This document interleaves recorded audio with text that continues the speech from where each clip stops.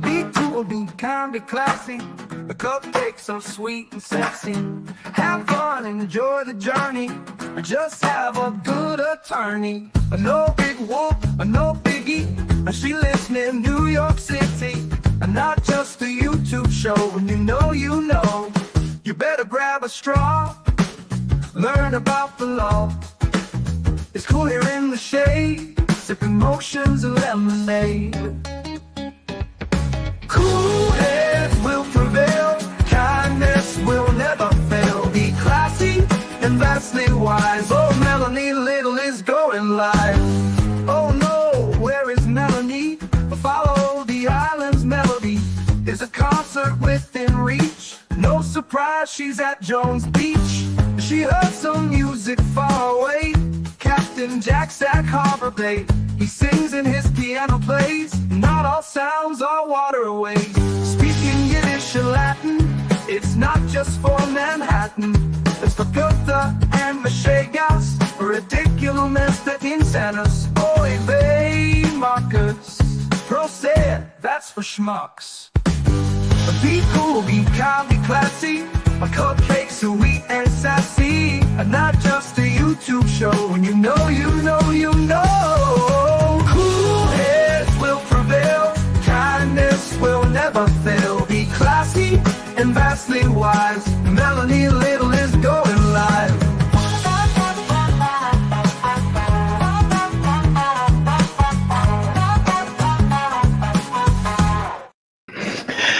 Good morning. Good morning. Good morning, my friends. Today is Thursday, May 29th. May 29th already? 2025. And welcome to the fresh hell that is day 23 of the re-persecution of Karen Read out of Norfolk Superior Court, Dedham, Massachusetts. We're here for it. And Bobby Scissorhands ALESSI is only halfway through his cross-examination of Judd the Dud, as my new favorite TikToker has been calling him. Girl with sunglasses. I don't even know if you watch my show, but your content keeps me laughing on TikTok. And I don't know how many of you play on TikTok. It's new to me, so I don't really know how to do it or what goes on there, but I'm here for it. Because we all need a little morning laugh. Let's watch this for a moment, shall we? If I can figure out how to full screen TikTok on a computer. Look, I'm getting there, you guys. One of these days I'm gonna get the hang of this live streaming thing, and it's gonna be great. It's gonna be fantastic. This is one of my favorites. Let's take a look at this one for a moment. This is the Baby AI channel, and they do I'm not sure who quite does this, but I love this one because I happen to be featured in it. And I'm just saying, Karen Read Trial.ai. That's the handle right there, at Karen Retrial.ai. Can I please be in another video, please? I know these things probably take you a million years to do, but if you guys have not seen this, and if you are not currently working on scaffolding or driving an 18-wheeler on a highway somewhere in the rain, or operating some other sort of heavy equipment somewhere, and you can do so safely, please come to your screen and watch this because it is worth your minute and 5 seconds. Another big day here in Dedham, Massachusetts for the retrial of Karen Read. What's up, everybody? Welcome back in to another episode of The Lawyer You Know. Huge win this morning coming out of Dedham, where Judge Cannone had to tuck her tail and say, oops. A TikTok called Karen Retrial.ai. If you haven't seen this, it's wild.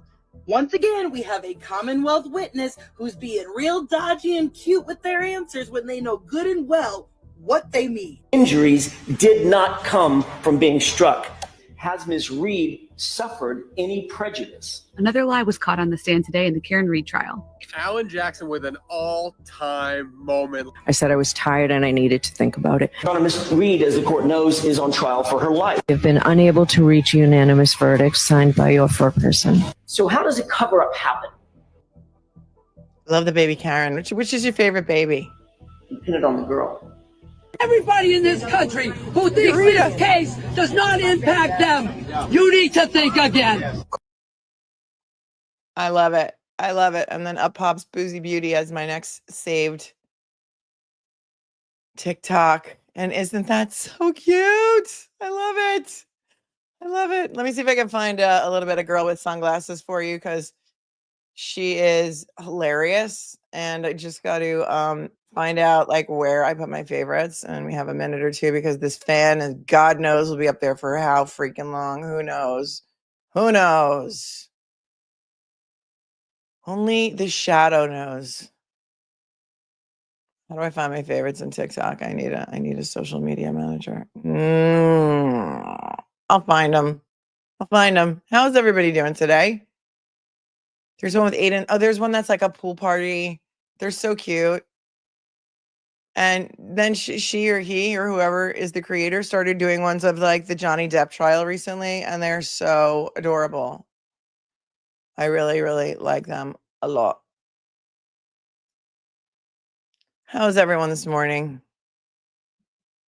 How long is Judson Welcher going to be on the stand? How long?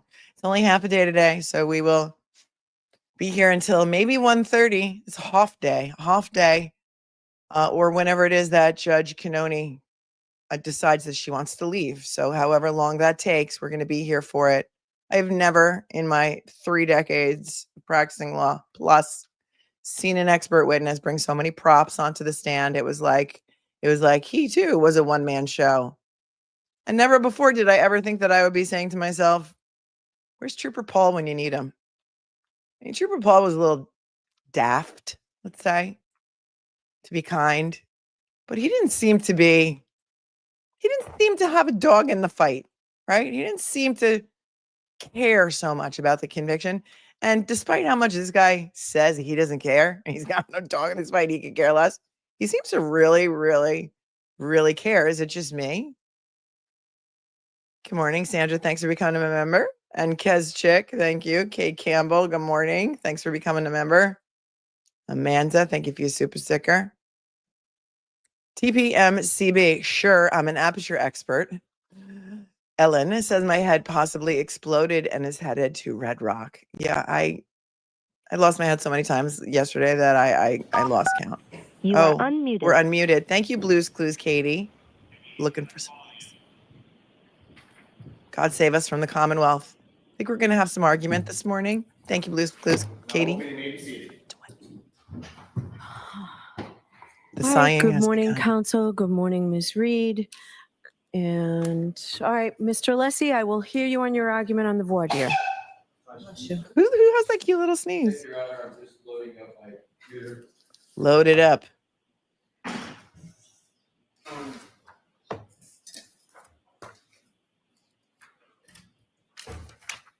Your Honor, I am going to address the Trooper Paul aspect, and then I'm going to address the Dr. Scordi-Bello aspect of Dr. Welcher. With regard to Trooper Paul, I would like to draw the court's attention to the following documents for the straightforward proposition that Dr. Welcher has not only reviewed, he has not only considered, that he has adopted. I went back and looked at the documents, and the basis for this is as follows. Slides 22 and 23 do not just depict Trooper Joseph Paul himself.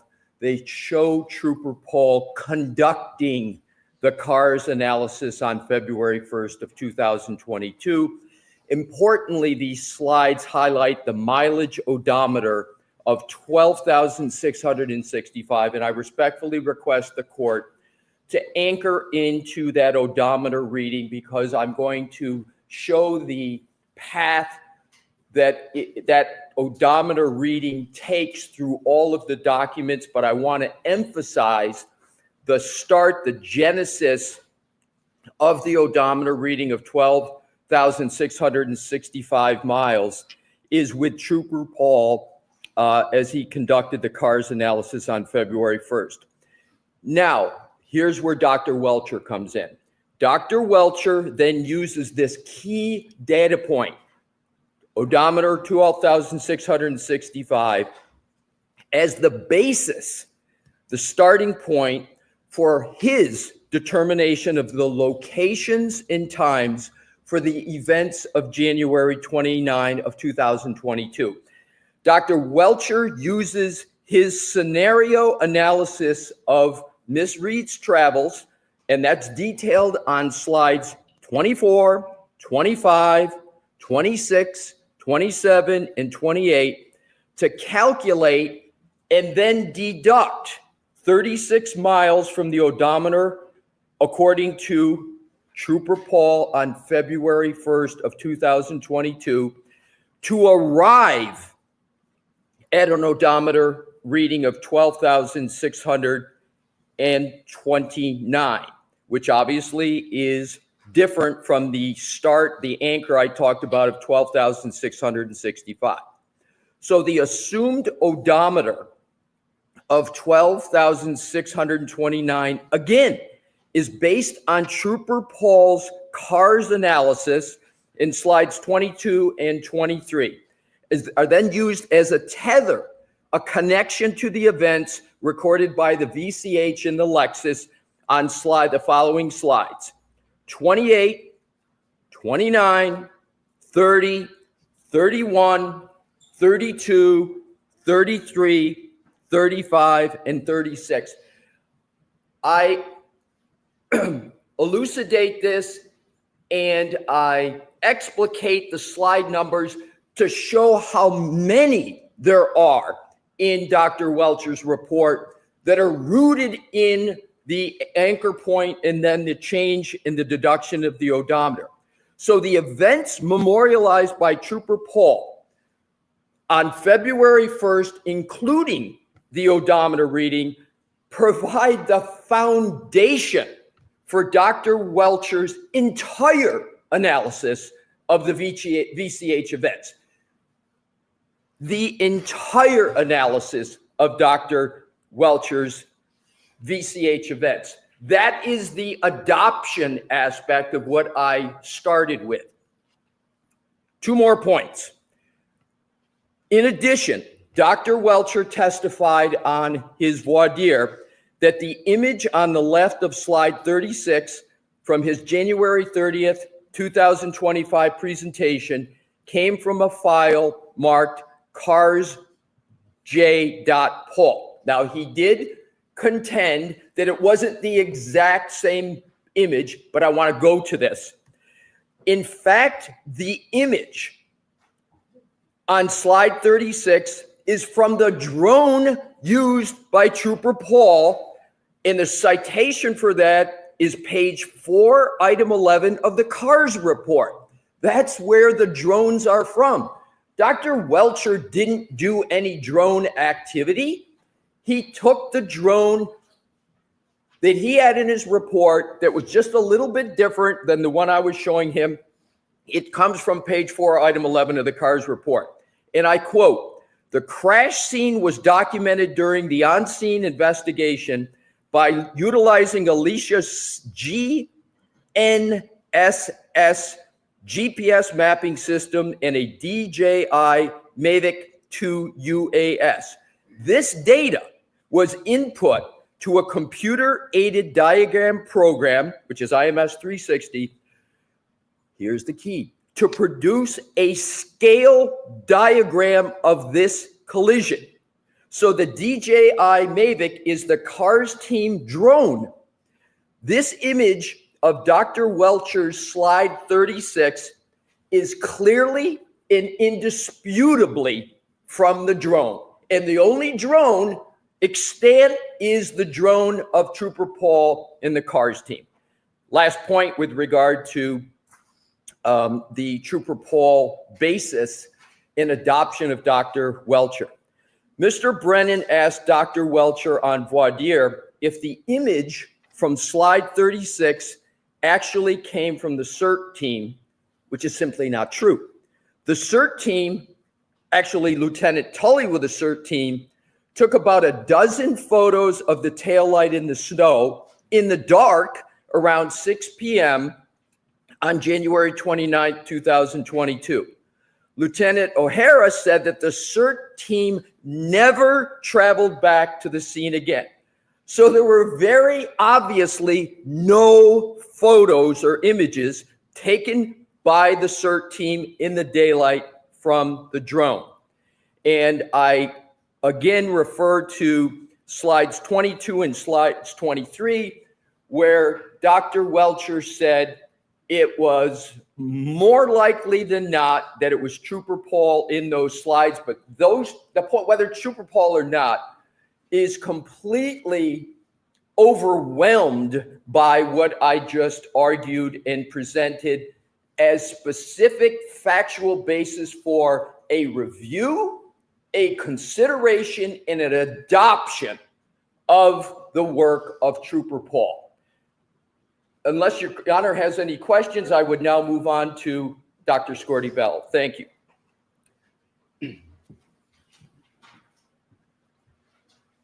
He is arguing why Trooper Paul's analysis and report and questioning at least about Trooper Paul's theory should be allowed with this Dr. witness. Scordi-Bello will be much shorter. Mr. Woke, do we have the slide of the Dr. Scordi-Bello it's at the end of the slide presentation with her name on it? Oh. You just give the slide number, please. So it is slide 131. I almost know it verbatim, Your Honor, so I will continue. If Ms. Gilman has slide or someone could turn it on. Okay, thank you. Thank you, Your Honor. So with regard to slide 31, at the very top, and this again is a slide presentation of Dr. Welcher.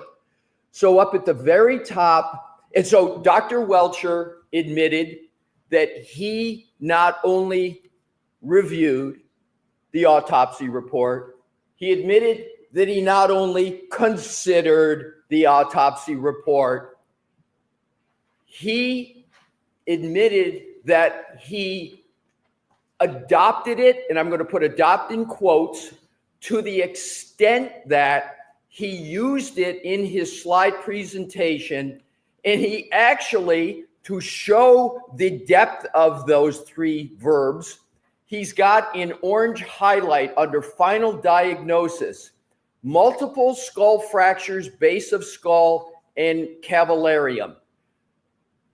He testified, obviously, about the rear wounds of Mr. O'Keefe.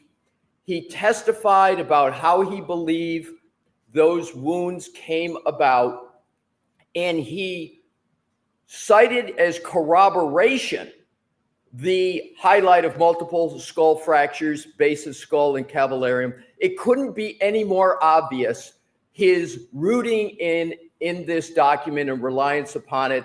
Why else would he have it in his slide presentation? And he's got the name of Dr. Scordi-Bello. And frankly, Your Honor, he didn't fight that whatsoever in the questioning of him.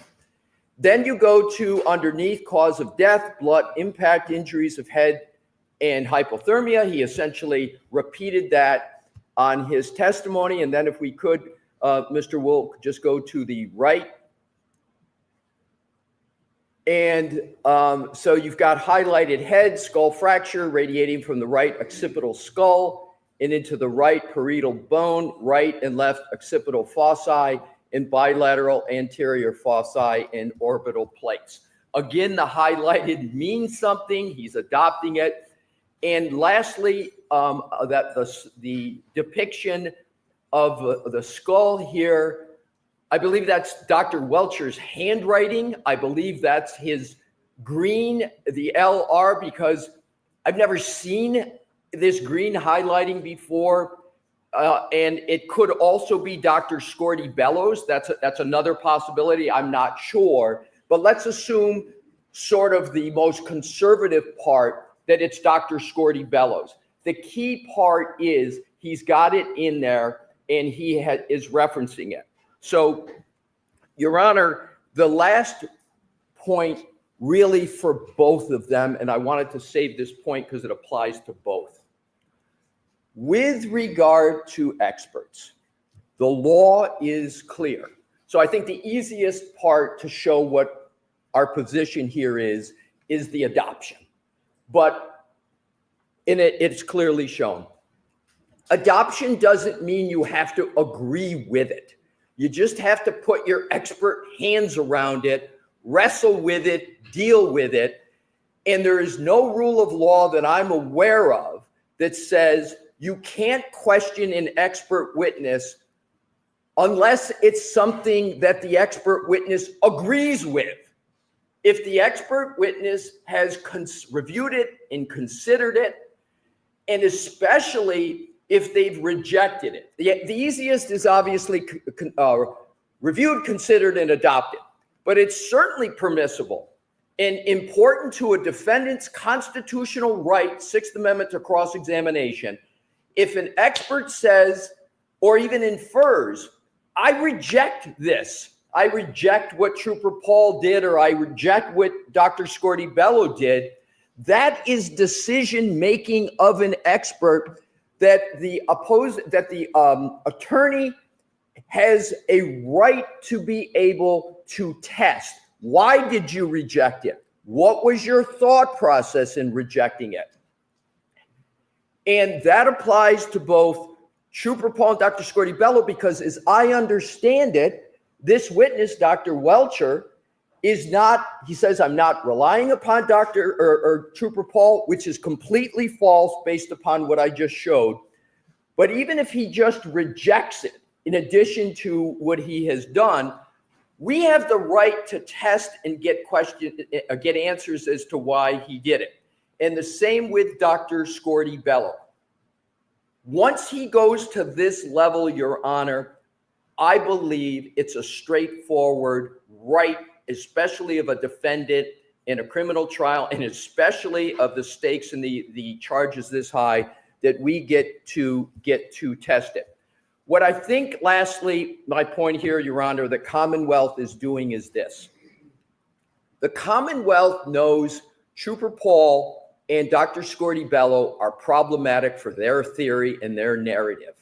Trooper Paul has got, if you work backwards from his key cycles, you end up with 1162.2, their key cycle.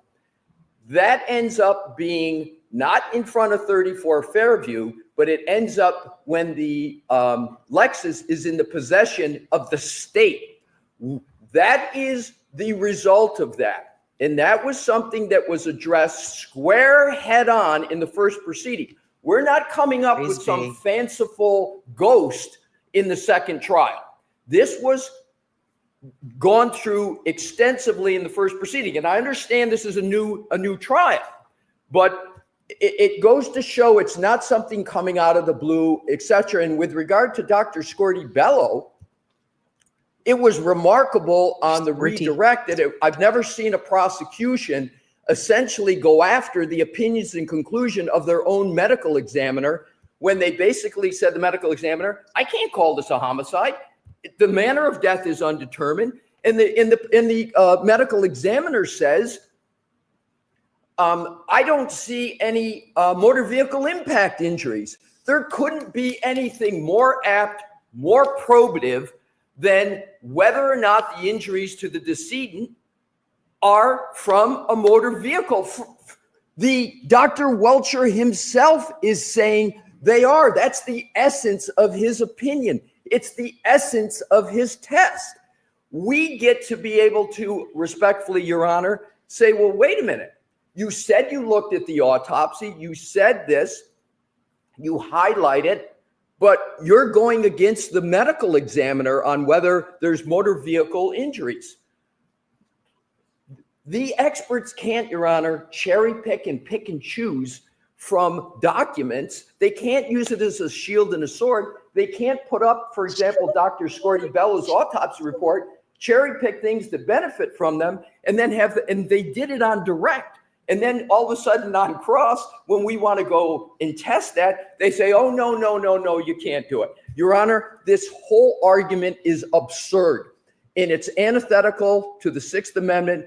And even if, and this is my last point, even if this were merely a civil case, this would be routine cross-examination against the expert on the side. So in conclusion, Your Honor, I respectfully request that Ms. Reed and her team be allowed to exercise their constitutional right to cross-examination, the keystone of a defense in a criminal trial, cross-examination, and that they be able to take the shield that the prosecution is trying to put on us and be able to combat the sword that the prosecution has put forward with regard to trying to cherry pick from this information, and that we get to proceed, and we get to proceed undaunted from all the serial objections yesterday that interrupted my cross-examination. Thank you, Your Honor. Okay, let me explain to you what's going on here. Many of you are confused probably and lost, and you don't understand what's happening.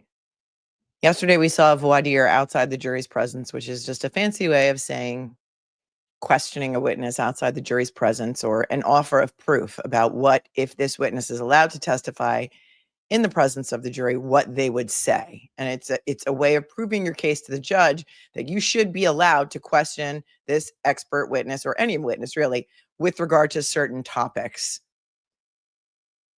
Once yesterday, during Welcher's testimony, as soon as Bobby Scissorhands ALESSI started getting into the area of questioning regarding Trooper Paul's report, there was an objection. There was a sidebar. It might have been a long one. I can't keep track anymore at this point. During it, which it must have been decided by the judge, no, you're not allowed to ask him about Trooper Paul's report because maybe he didn't rely on it in his testing and methodology and report. And then, lo and behold, so, we'll hold off on that for later because she likes to do that. End of day, jury is dismissed. Welcher's back on the stand. And this is when ALESSI asks him all of these questions. Who's that guy in that photo? Oh, I think it might be Trooper Paul. Do you see this photo? Where did this photo come from? Oh, I don't know. I'm not really sure. Could it have come from Trooper Paul? I don't know. Maybe. And I'm just summarizing. This isn't exactly what happened. And then Brennan got up. He took his binky out of his mouth. He threw it down on his desk. He slammed his laptop down, probably. Again, I'm summarizing. Marched over with his tried to put his big boy pants on, but I don't think they fit anymore.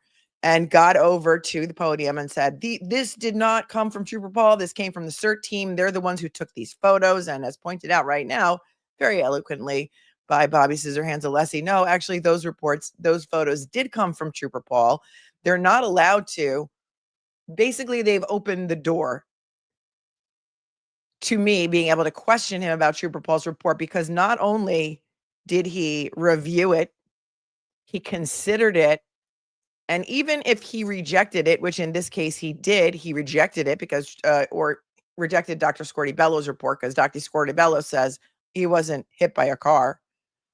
And this witness is coming in to say he was hit by a car. I have the right, and my client has the right under the 6th Amendment to cross-examination of the witnesses to be able to inquire about not only Trooper Paul and Trooper Paul's report and theories, but also I should be allowed to question or cross-examine on Dr. Irini Scordi-Bello because he had portions of her report in his PowerPoint presentation. So who knew that his 140-slide PowerPoint was going to become his downfall, because he did open the door to all this stuff. Whether he opened the door or not, it is my personal opinion that he should be allowed to question about these things because, yes, this is the second trial, but does it seem fair to you? Does it seem fair to you that in a murder trial, when the Commonwealth is getting a whole second bite of this apple, that they should be able to come in and just disregard everything they tried to prove during the first trial and come up with a whole new theory, a whole new timeline, hire a whole bunch of really expensive witnesses to come in and now completely discount everything that they tried to show during the first trial? I don't think so, but let's see. He said it doesn't matter whether or not this witness agrees with Trooper Paul or agrees with Dr. Scordi-Bello. He put his expert hands around it, and therefore it is fair game. And that's why he went into all of those questions about the PowerPoint presentation. Let us see now what Boss Baby Hank Brennan has to say about this. Will he be screaming? Will he be stomping his feet? My guess is yes. We have emojis for that. Here we go.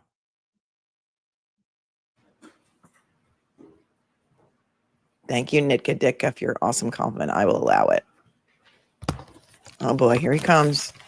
What arises from the litany of complaints by the defense is that there is no constitutional right to usurp the rules of evidence. There is no case law, as much as they urge the court and yell out the word case law and constitutional right and Sixth Amendment right. There is no case law to support what they are trying to do. It is a simple endeavor that is clouded by all the rhetoric that they offer. And it is clear, and the court knows what they're trying to do. They are trying to pit the inadmissible opinion of a non-testifying witness against a testifying witness. They have asked Dr. Scordi-Bello what her opinion is. And although it's not consistent with our reading of the case law, they were allowed to introduce that it was an undetermined cause of death or mechanism.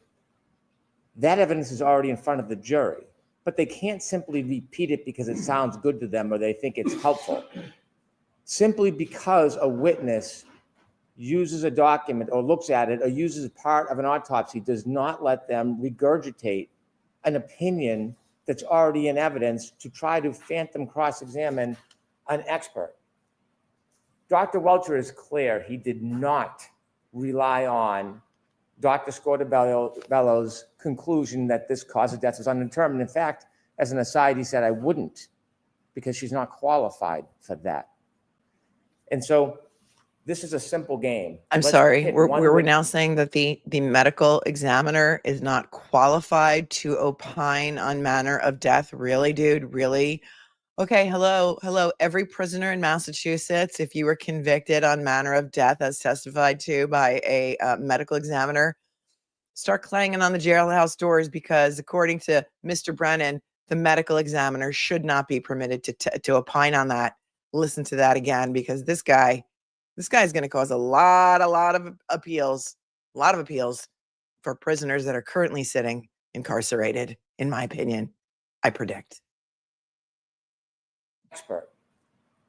Dr. Welcher is clear. He did not rely on Dr. Scordi-Bello's conclusion that this cause of death was undetermined. In fact, as an aside, he said, I wouldn't, because she's not qualified for that.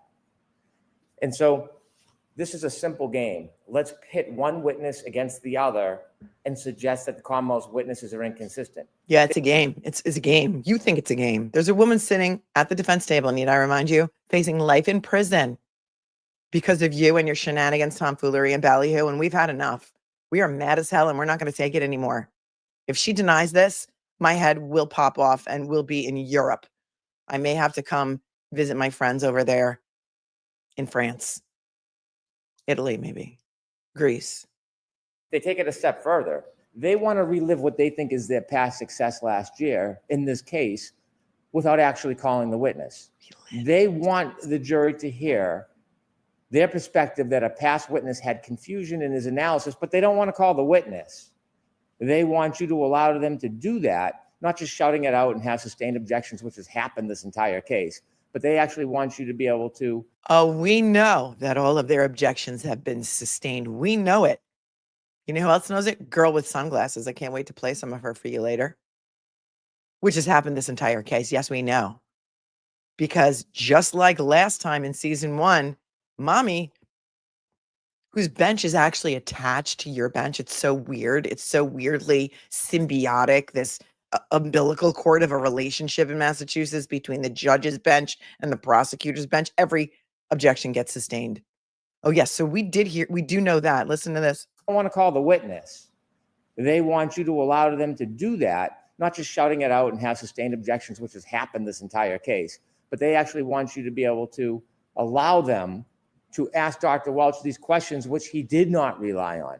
We had a voir dire. He was clear. He did not rely on the analysis of Trooper Paul. He did not rely on that determination or undetermined determination by Dr. Scordi-Bello. It is that simple. They try to throw some fluff out and they throw around some documents. We have slide 22.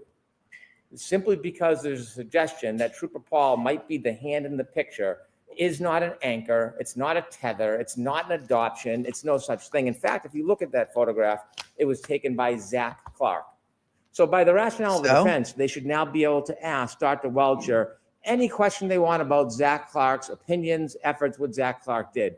It is a photograph that he considered, not an opinion, not an analysis. It has nothing whatsoever to do with Dr. Welcher's analysis or opinions. In fact, the evidence is to the contrary. He came out, conducted an independent analysis, did all of the work himself, considered documents, and he was specific about what was part of his opinion and what was not. And this information was not part of his opinion. They turned to the Google map. Bit misleading. This was generated by Google. Two separate people used the same program, but when you look at the CARS report and you look at Dr. Welcher's PowerPoint, it's different. Dr. Welcher's has a map on the side, and when you look at the numbers themselves, the CAR report says minimum 36.1, maximum 38.8. Dr. Welcher's slide, 37.9, 38.1. So in no way did he adopt, anchor, tether, use as any basis. In fact, his is different and separate as all of his analysis it's different. is. Yeah, it's different. So the portrayal of this necessity of information so they can sneak in inadmissible opinions with no witness is simply improper. There is no case law. There is no legal support for it. They cannot reach back into last year and manipulate a witness and ask him about something that he didn't rely on because it feels good or it sounds good for their case. Dr. Welcher feels did not good. rely on Trooper Paul's analysis or reports, and he did not rely on the conclusion of Dr. Scordi-Bello of undetermined. If they want to call Trooper Paul, well, maybe they can try to do that, but Dr. Welcher is not the right witness for it. Maybe they can try to do that. To try to do a credibility eval is a core preclusion in criminal law, a core preclusion. You cannot vouch for the credibility of another witness. You cannot comment. It's like asking, did the police officer lie when he said the light was red?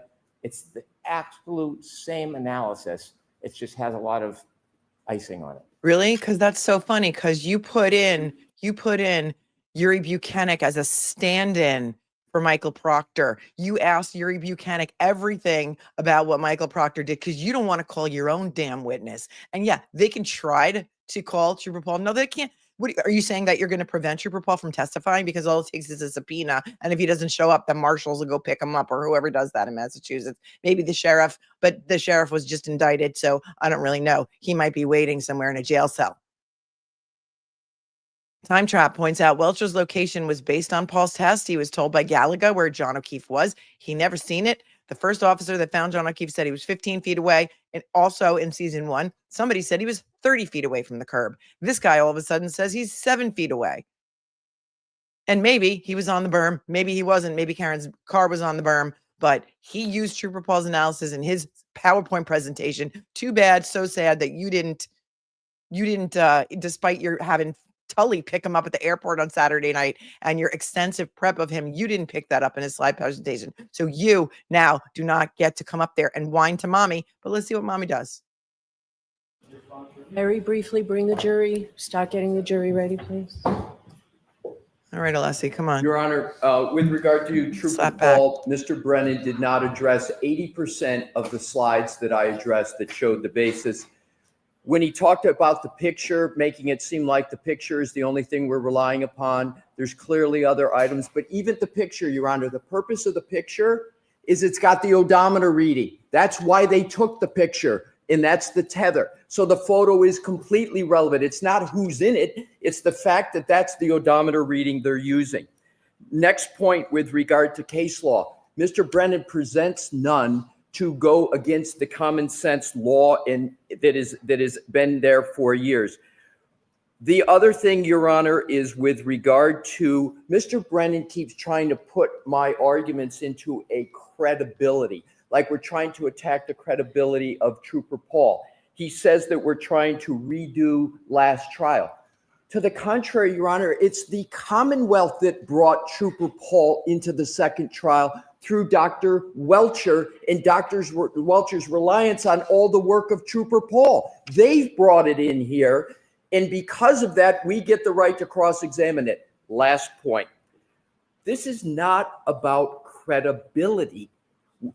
He keeps saying something that's not happening, that we're going to attack the credibility of Trooper Paul. What we want to do is to say to Dr. Welcher, you have brought up Trooper Paul. You have used his odometer reading.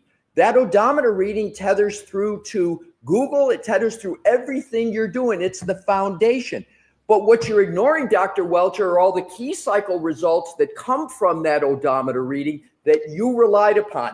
Dr. Welcher himself can't cherry pick, grab things that he needs from Trooper Paul to do his analysis, and then the Commonwealth say, but you can't go after that because it somehow has Trooper Paul's name on it. It's illogical, Your Honor, and it's incorrect under the law. Thank you. It is. Just because you don't want to use So, Trooper Paul's I analysis. disagree with you, Mr. Alessi. What? I'm not allowing in the line of questioning regarding Trooper Paul, and I'm not allowing the line of questioning regarding Dr. Scordi-Bello. Fix is in. That's my The ruling. fix is Let's bring in. the jury in.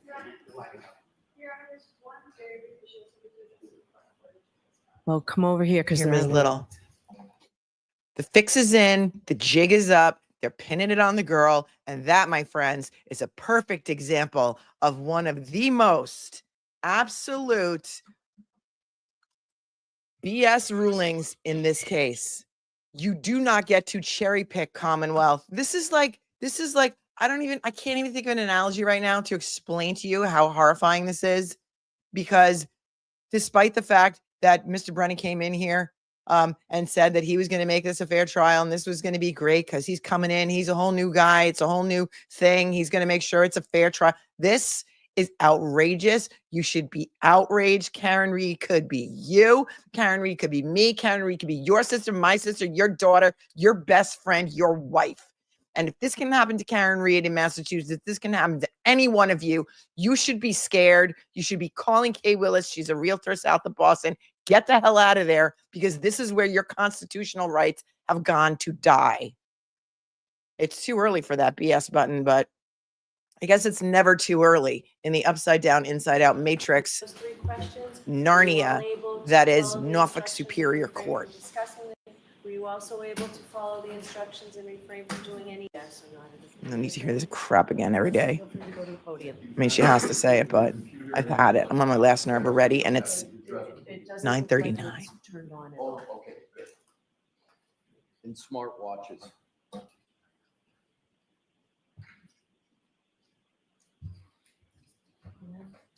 This is, how can I already be out of words at 9:39 a.m.? I'm going to have to think of some words.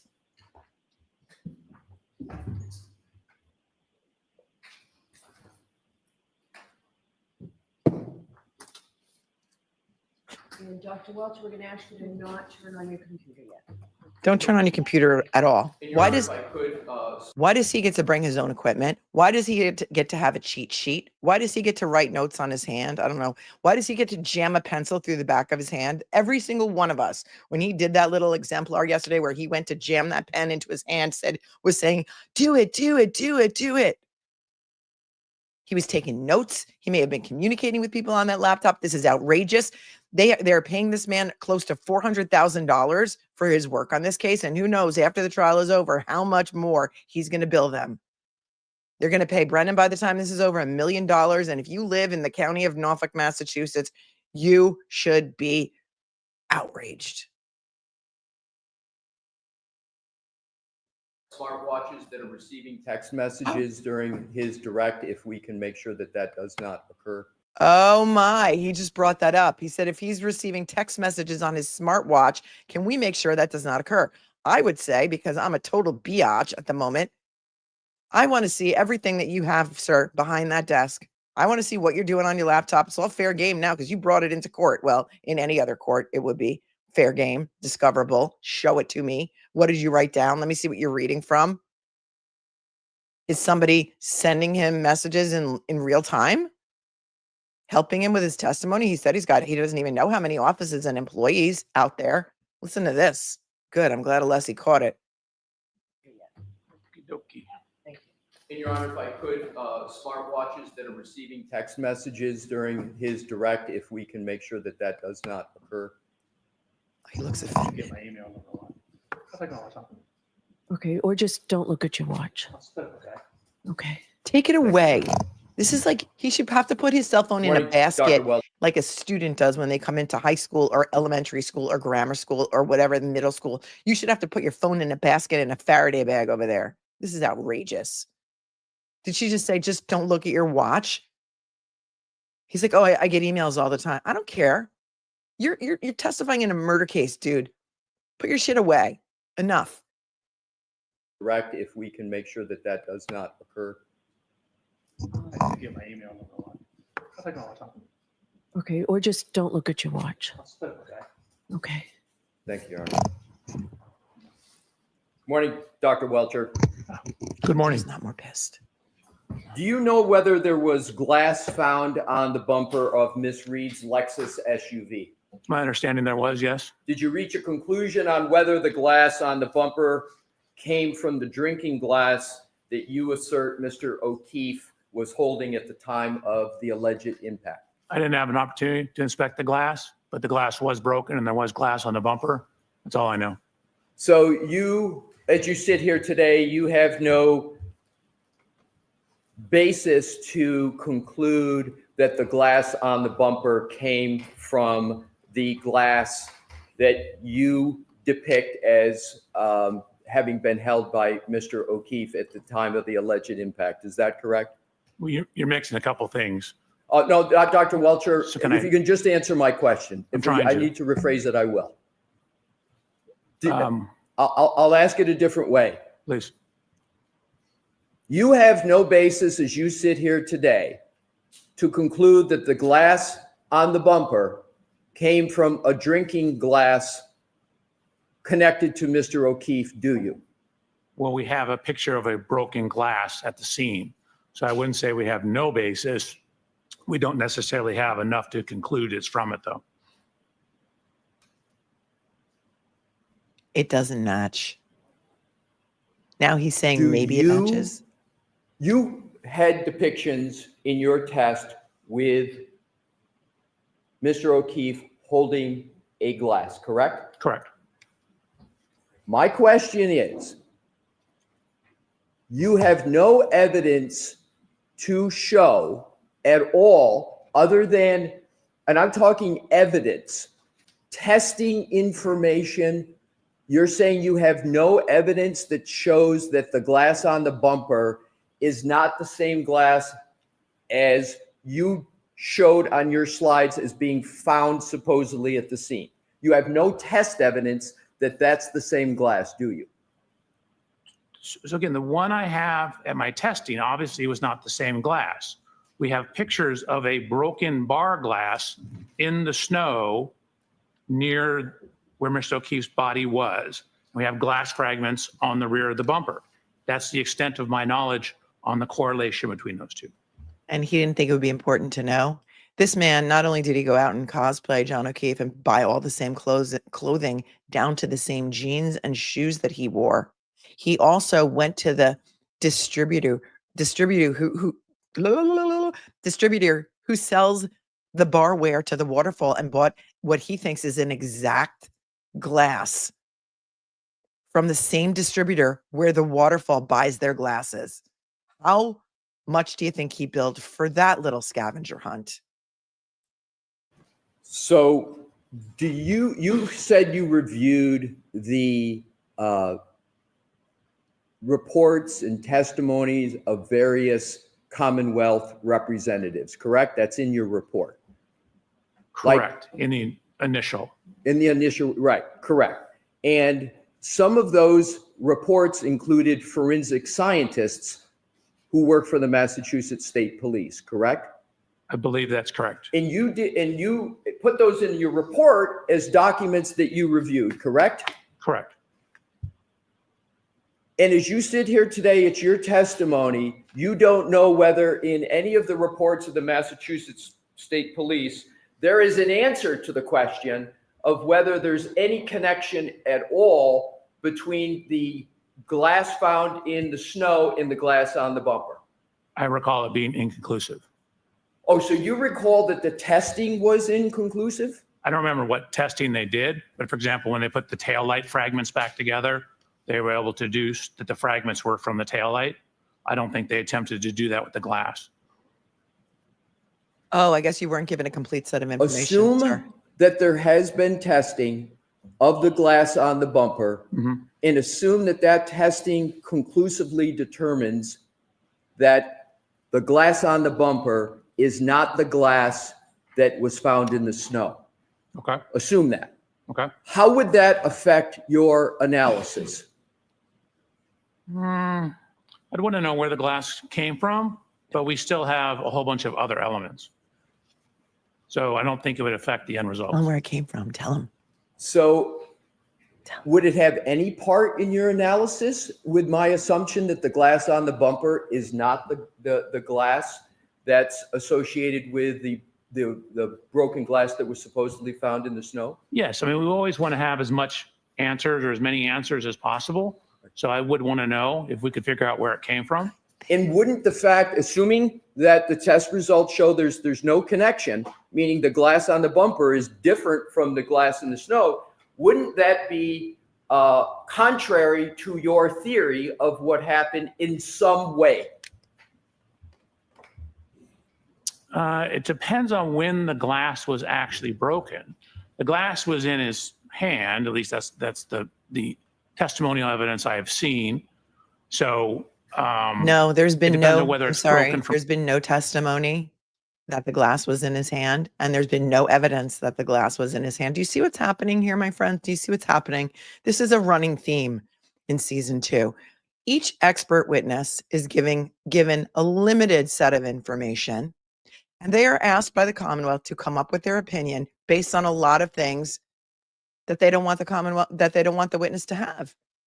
They give them PDFs of data with no hash values. They give them incomplete information. He doesn't know anything about that glass on the bumper. He doesn't know that that random glass on the bumper survived a blizzard on the tow truck. And then the only thing that it matched was a random other piece of glass that Proctor found weeks later or something like that in the street, which leads some people to conclude that Michael Proctor may have planted the glass on the bumper and then had another piece of it and just discovered it a couple weeks later. But they didn't give him that information because they didn't want him to know. They are trying to pull the wool over everyone's eyes. There is a man or a woman behind the curtain, as if we are in the damn Wizard of Oz, and it's not funny anymore. We can't follow the yellow brick road to justice because every time we do,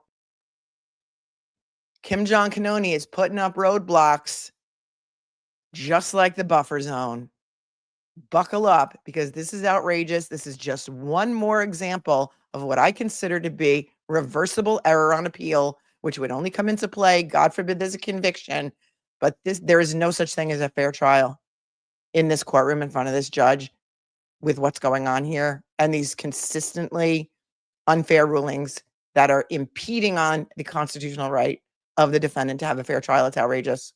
I'm sorry, I'll shut up now. from contact with the rear of the vehicle or broken with contact on the ground. So whether it's broken evidence I have seen. So it depends on whether it's broken from contact with the rear of the vehicle or broken with contact on the ground. Assume that the glass on the bumper is not the glass that was found in the snowbank. Doesn't that, at least in part, contradict your hypothesis as to whether there was contact by the Lexus with Mr. O'Keefe at 34 Fairview? So if you recall all my slides, nowhere did we discuss that in my slides. So no, it wouldn't contradict it. I would want to know where that glass came from. But you didn't seek that information, did you, sir, in your analysis to determine where the glass came from? Well, of course I did. I read the reports about it. But you sit here and you say you don't know the answer. There's steps you could have taken to get that answer quite easily. Couldn't you have, sir? Not me. That's a material science expert. You've been communicating with Lieutenant Tully, haven't you? Correct. He knows. You couldn't have asked Lieutenant Tully that question? To my knowledge, he's not a material science expert. But could he have told you the result of testing on that glass on the bumper and whether it was any way associated with the glass found in the snow? Wouldn't that have been an easy question to ask him? Or at least ask him for the Just report. has there been testing, and if so, what's the results? Yes, but my knowledge from reading the reports was it was inconclusive. You're But an you idiot. didn't read all of the reports, did you, sir? Apparently not. Apparently not. Let's turn to another topic. Is this funny? Girl with sunglasses here. She's here. Girl with the sunglasses is here. I'm fangirling. The microphone looks like it's stuck right up his nose right now. Thank you, 18 Wheels of Outrage, for gifting 5 memberships. And he said earlier, how do you know that I'm currently driving? I was literally driving a big truck down the highway in the rain. How did you know it was raining? Because I see you. He could have asked Tully for the report. Tully gave him all the other information. Tully even picked him up at the airport.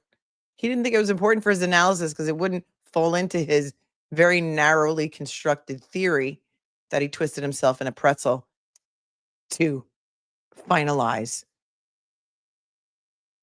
and conclude. Laser scans. Part of your analysis sign? involved conducting laser scans of portions of 1 Meadows Avenue, the house of Mr. O'Keefe, correct? Correct. Those laser scans were used, at least in part, to answer the question of whether the collision between Miss Reed's SUV and Mr. O'Keefe's Chevy Traverse at 1 Meadows at approximately 5:07 a.m. on January 29, 2022, caused the right rear taillight of the Lexus to break, correct? Correct. And in that analysis, inches literally matter, correct? You want to get it as accurate as possible. And the reason why inches matter is because, and we're going to get to this, you try, and you did it in your slide presentation on direct, you tried to see whether the Lexus lined up with the Traverse such that there could be a break of the taillight. That was part of your analysis, correct? So the main part of the photogrammetry was to determine the speeds and the angles and the degree of overlap on the vehicles. And then we also looked at the damage from the video, or actually it's just where the snow was knocked off the rear of the Chevy Traverse, and document the height of that. You said the main part. I don't want to engage in semantics. I want to go to my question of, isn't part of the laser scan analysis to determine whether or not those two vehicles align sufficiently such that the Lexus could break, the taillight of the Lexus could break coming into contact with the Chevy Traverse? Wasn't that part of your analysis, at least in part? Yes. Okay. And in that analysis, inches literally matter, correct? It can, depending on which way you're going inches. So the Ring Which way camera you're going inches? at 1 Meadows, you're familiar with that Ring camera, right? At Correct. 1 Meadows? That Ring camera at 1 Meadows was used as part of the laser scan process that you and your firm Aperture performed at 1 Meadows on October 2nd, 2024. Do I have the date correct? I believe so, but like the videos were not literally used during the laser scans. We took the laser scans, the video, combined them together in a process called photogrammetry. Okay, let's get this down to the fundamentals. You used, and that was my question, Your Honor, if we could publish the exhibit with regard to the Ring camera. Sure. What exhibit is it? Yeah, I've got my, yeah. Oh, she's saying sure today. She's trying to be agreeable. Guys, Dr. Welcher, you recognize that Ring camera as being at 1 Meadows. You discussed it, as a matter of fact, on your direct testimony, correct? Yes. Now, that Ring camera was utilized as part of your laser scan process, correct? It was used. So you're confusing laser scan and photogrammetry. The video, the laser scanners are together used in the photogrammetry. The camera and the laser scans are not used necessarily with each other. Was that Ring camera used for any part of your work? Absolutely, the photogrammetry. I just need to be able to finish my question, sir. Was Yes. that Sorry. Ring camera used You're for not sorry. any part of your work at One Meadows on October 2nd, 2024? Yes. And it was used for what purpose? In the photogrammetric process, to establish the position and dimensions of various things in the video. So then we could go back and overlay the vehicles and track the tracks in the snow, as well as look at the damage to the vehicles. Right. So this was used as a basis, not the only one, to establish dimensions of the other work that was done in analysis at One Meadows, correct? Correct. You can take that down, Mr. Wolf. You know that the Ring camera at One Meadows, in existence when Aperture did the work on October 2nd, 2024, was different than the Ring camera that was in existence on January 29th of 2022, the date where you went through to see if those two vehicles aligned. Is that correct? The cameras are different. That is correct. And you know that We know that too, because Carrie Roberts made sure to say that during her cross-examination or direct examination, that she called the district attorney's office, or Steve Nelson, the witless advocate, on behalf of Peggy O'Keefe to see if it would be okay if they swapped out the Ring camera for another Ring camera right before they did maybe not right before, but before these guys came to do their little science experiment in the driveway. the cameras are different, and you knew that as part of your analysis, correct? Correct. Thanks, Yvette and Did Michael you from Texas. document the differences between the two cameras as part of any work performed at One Meadows? Yes. And did you measure any differences there might have been between the location of the newer Ring camera from the older one that was in existence on January 29th of 2022? No, what we did is use the current Ring camera in conjunction with the old Ring camera, and with the laser scans, we're able to, again, map the points onto the scene. That's why I showed you the report from the photogrammetry software that reported our error. Sir, my question was just measurement, not your process. Oh. Did you measure the difference I don't believe so. between where the old camera was and where the new camera was? No, it was angled slightly more to the right, though. How would you know that if you were not retained on January 29th of 2022? How would you know where the original angles were? Because when you look at the first camera, the one on January 22nd, it's here. The new one is slightly over to the right.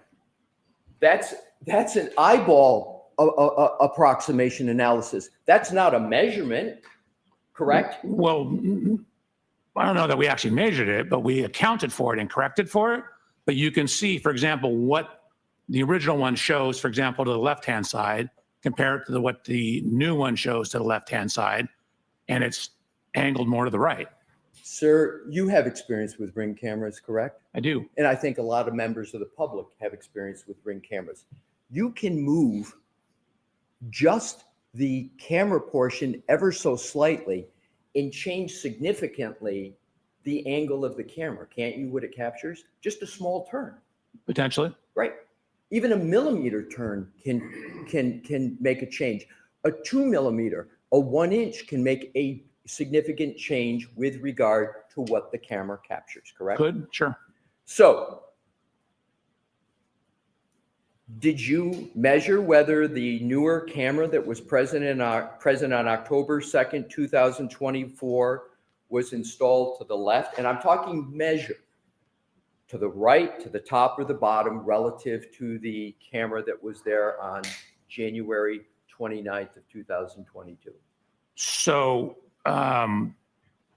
we solved for the camera position. I'm asking if you measured, sir. Oh, no, we didn't measure. So let's talk about some other differences with regard to cameras and Ring cameras. Different Ring cameras can have different levels of distortion, correct? Potentially. Potentially. Cameras, well, are you saying that all Ring cameras have the same level of distortion? No, but again, they're mass produced, so you could have some that have the same exact distortion. You could have some that have different. And you don't know the comparative distortion between what I'm just going to now refer to as the old Ring camera that was there January 29, 2022, and the camera that you saw on October 2024, which I'll refer to the new camera. You don't know the difference in the distortion between those cameras as you sit here today, do you? So we know enough information that if the distortions had been different, our errors would have been too high. And so the fact that our errors are within acceptable, or what's called an RMS error, we know that the distortions are similar enough to give us accurate measurements. So you had to make that it. is speculation. That It's is not. not data. That is not a measurement. You didn't measure the distortion, sir, did you? If the cameras, you didn't have the old camera to do it. We didn't, but we had images from the old camera. And then when we get images from the new camera and solve those camera properties and then overlay data from the old images to the new images with the point clouds, if that distortion is too great, we will have too high of errors in our project, which is why I showed the error report from the photogrammetry process to show that we have checked for that and documented that our errors are in acceptable range so that we have confidence in our results. You do not have information from the manufacturer of Ring. You didn't present it and you don't have it as to what is the acceptable level of distortion for the analysis that you did, do you, sir? The You have that from Ring. And I don't have it for Ring, but I Thank don't need you. it from Ring. So now let's go to, if cameras have different levels of distortion, that would change the analysis in reconciling the difference between their angles. That's a pretty straightforward proposition, sir, wouldn't it? So it depends on how much difference it is, but we have accounted for that.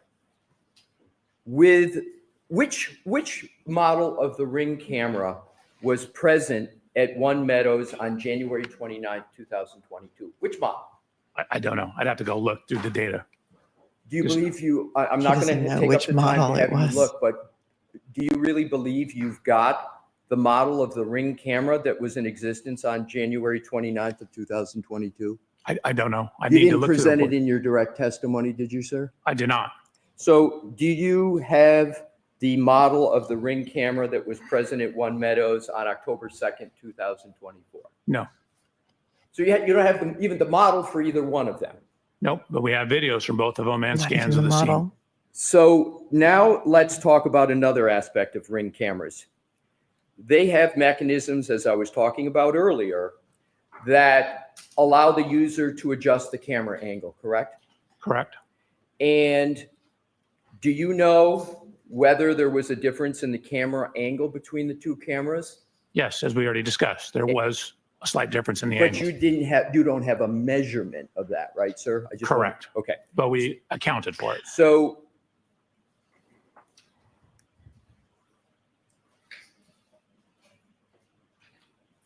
wouldn't a difference in models of Ring cameras be relevant at all to your analysis of trying to reconcile any differences between them? So if you have video from both of them and you have laser scans with three-dimensional geometry of the scene, you can go in and it's called a reverse camera analysis and solve for the distortion properties. The scans give you the real world dimensions. So once you know the real world dimensions, you can then go in, you can go in and then solve for the camera lens property. It looked like ALESSI was about to interrupt him, and he actually showed him the hand and like talked to the hand. And he's like, may I? Watch this. Come back to your screen for a second. He wants to open that laptop so bad, says Auntie Ree, and I agree. He does. He just, it's palpable how badly he wants to open that laptop because it's his cheat sheet. world dimensions. So once you know the real world dimensions, you can then go in, man, you can go in and then solve for the camera lens properties based upon the real world distortions. So for example, if there's a little bit of bending at the end, the laser scan data will show that, and you can correct for that knowing information about the laser scanner. I'll or ask the the laser question. scan data. I'm sorry, I thought you finished, sir. I'm going to ask the question again because it's a narrow question. Wouldn't knowing the difference in the models be relevant? That's all I'm asking. Wouldn't it be relevant to your analysis of reconciling the differences to them? Wouldn't it be relevant? No. So you think the different models are irrelevant to any process you occasioned at one? It's irrelevant. So the analysis of the video itself is more important than the models? I'm not asking if it's more important. I'm just asking, would it be relevant? No, I don't believe it'd be relevant. Now let's go to another aspect of the cameras. Are key parameters in a camera that the software needs to know focal length? It is. Is imaging size something that is an important parameter in a camera? Yes. Are sampling characteristics an important parameter in cameras? Can be. Is the principal point, you understand that concept, sir? Is that an important parameter in a camera? Define how you're using principal point. Sure. A principal point of an image is the point where a camera's direct line of sight, called, as you may know, the optical axis, intersects the image plane. Does that sound familiar? Mm-hmm. So isn't that the image's mathematical center, the principal point? More or less, yes. And for high accuracy photogrammetric work, it's important to know if the lens is mounted centered over the image sensor due to the small manufacturing variances, correct? Could be important. And if the principal point is the center of the image. That's relevant. So doesn't that affect the mathematical calculation of the light ray geometry? It could. So the variance in manufacturing between cameras is a known issue. Do you agree? I do. There's small manufacturing variances that affect one of the key components of the fundamental parameters of the camera, namely the principal point, right? Correct. Did you perform the camera calibration of the camera in place in October of 2024? Yes. So within photogrammetry, we calibrated the photogrammetric analysis to the camera. Did you address the principal point in that calibration? Do you have documentation that you addressed that important factor, the principal point? So the checking of the RMS error in the software takes into account, sums up all the potential errors in the measurement, which would include that. Okay. Sir, you know the importance of all of these topics because the output of all the work Aperture did at One Meadows, almost all of it springs from that camera, correct? It starts there. Okay, it starts there. And if the starting point is wrong, then where you go from the starting point is going to be at least potentially wrong, correct? Potentially. Would you agree that Ring cameras have a swiveling mechanism so that the user can adjust the camera angle? Some do. Do you know whether the camera that was in existence on January 29, 2022 had a swiveling mechanism? I believe it did. Believe? Do you know? I do not know for a fact, but those style of Ring cameras on the surveillance have adjustability that includes angle. But you don't know whether the camera that was there, the specific camera on January 29, 2022, had a swiveling mechanism or not, correct? Correct. And do you know whether the camera that you saw in October of 2024 had a swiveling mechanism on it? It did. And where did you document the fact that it had a swiveling mechanism? I think we have photos of the camera. Did you document it in writing, and did you document the tolerance of the swiveling mechanism? No. Let's go to, and again, all of the camera, this camera that you used is the starting point for your laser scan and photogrammetry process, correct? Correct. All right. Let's go to another topic. On your direct testimony, as I recall, you stated essentially from various information that you lined up in the video, and we're talking about the lining up of the Lexus with the Traverse. And this is at One Meadows. And so, as I understand what you did, sir, is you took what are called point clouds, 3D images, created them for the Lexus. You took created 3D images, synonym point clouds of the Traverse, and then you attempted to line them up to determine, among other things, whether they would align sufficient so that the Lexus could line up and potentially hit the Traverse such that the tail light of the Lexus could be broken. Was that at least part of your analysis? That was part. There was more. So you showed a slide, a few slides, and with your honor's permission, what I'd like to do is to start with slide 90. All right. Do you have any problem with Dr. Welcher keeping his printed copy that he was using? I have no problem with the printed copy, your honor. Yeah, he can't get special secret communications 90. through his paper copy. Your Honor, my printed copy tiny. Can I Can pull it you up? see the? Yes. Yeah. I printed it tiny. Can I please use my laptop, please, so I can enlarge the font? No. Jody Wolf is Does outraged. that slide that's part of your presentation depict the view from the top of the Lexus on the right and the Chevy Traverse on the left? Correct. And is that depicting contact between the two vehicles? It is. Now let's zero in a closer look, and that is a contact point. Am I correct? Correct. I mean, there's multiple points. There's more than Multiple one. points, but it shows more clearly the contact Correct. between the two vehicles. Now, if we could. Thank you, blessed mom from Texas. And Kelly, PCG, The hang in there, next- girl. We got you. And that is number 91, Mr. Wolf. So Your Honor, 91. I think these are just going to go in order for a few, and I'll keep announcing them. So this is 91, same vehicles, just a different viewpoint. Is that correct, Dr. Welcher?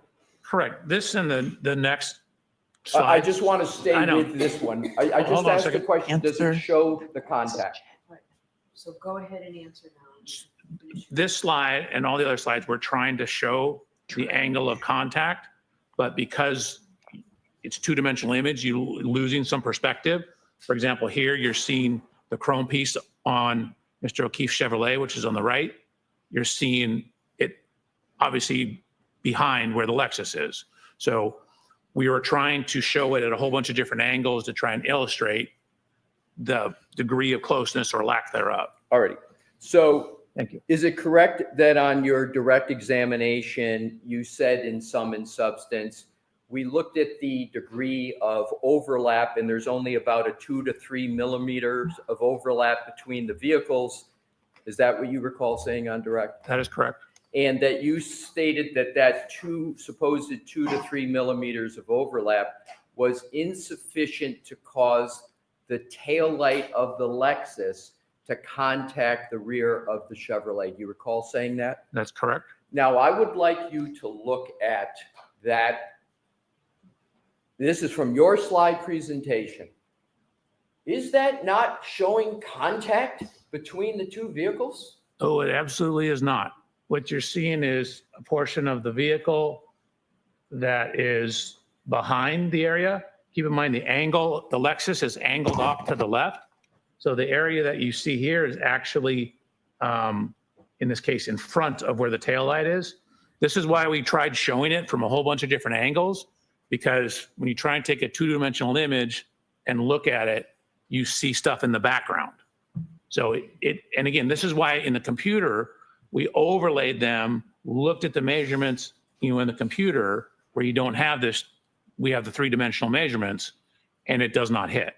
Where did you show in your slide presentation what you just said, that it doesn't show an overlap? So where? It shows a contact. It definitely contacted, I'm sorry, Mr. Reporter, down below here. It does not show a contact here. So to answer your question, all the next slides were our attempt to do that. So all the next slides is your answer.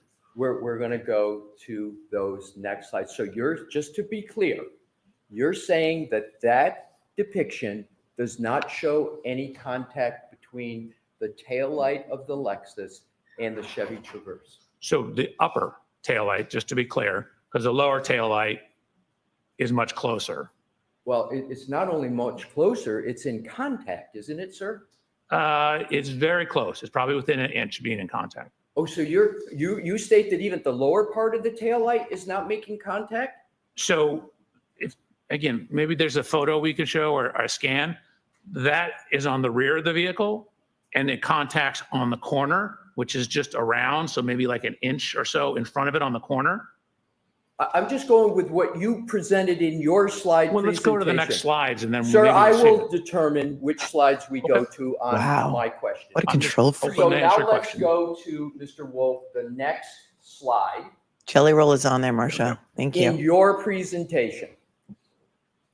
My question is zeroing in. Are you saying that that slide does not show contact between the tail light of Ms. Reed's Lexus and any part of the Chevy Traverse? Yeah, absolutely. It's exactly what it shows. You can see a little better here. Again, we tried all these different angles, which is why all these slides are in there. But you can see some of the geometry of the light. This structure, and again, remember I said the Chevy kind of curves in as it goes up a little bit. Let's go to the next slide.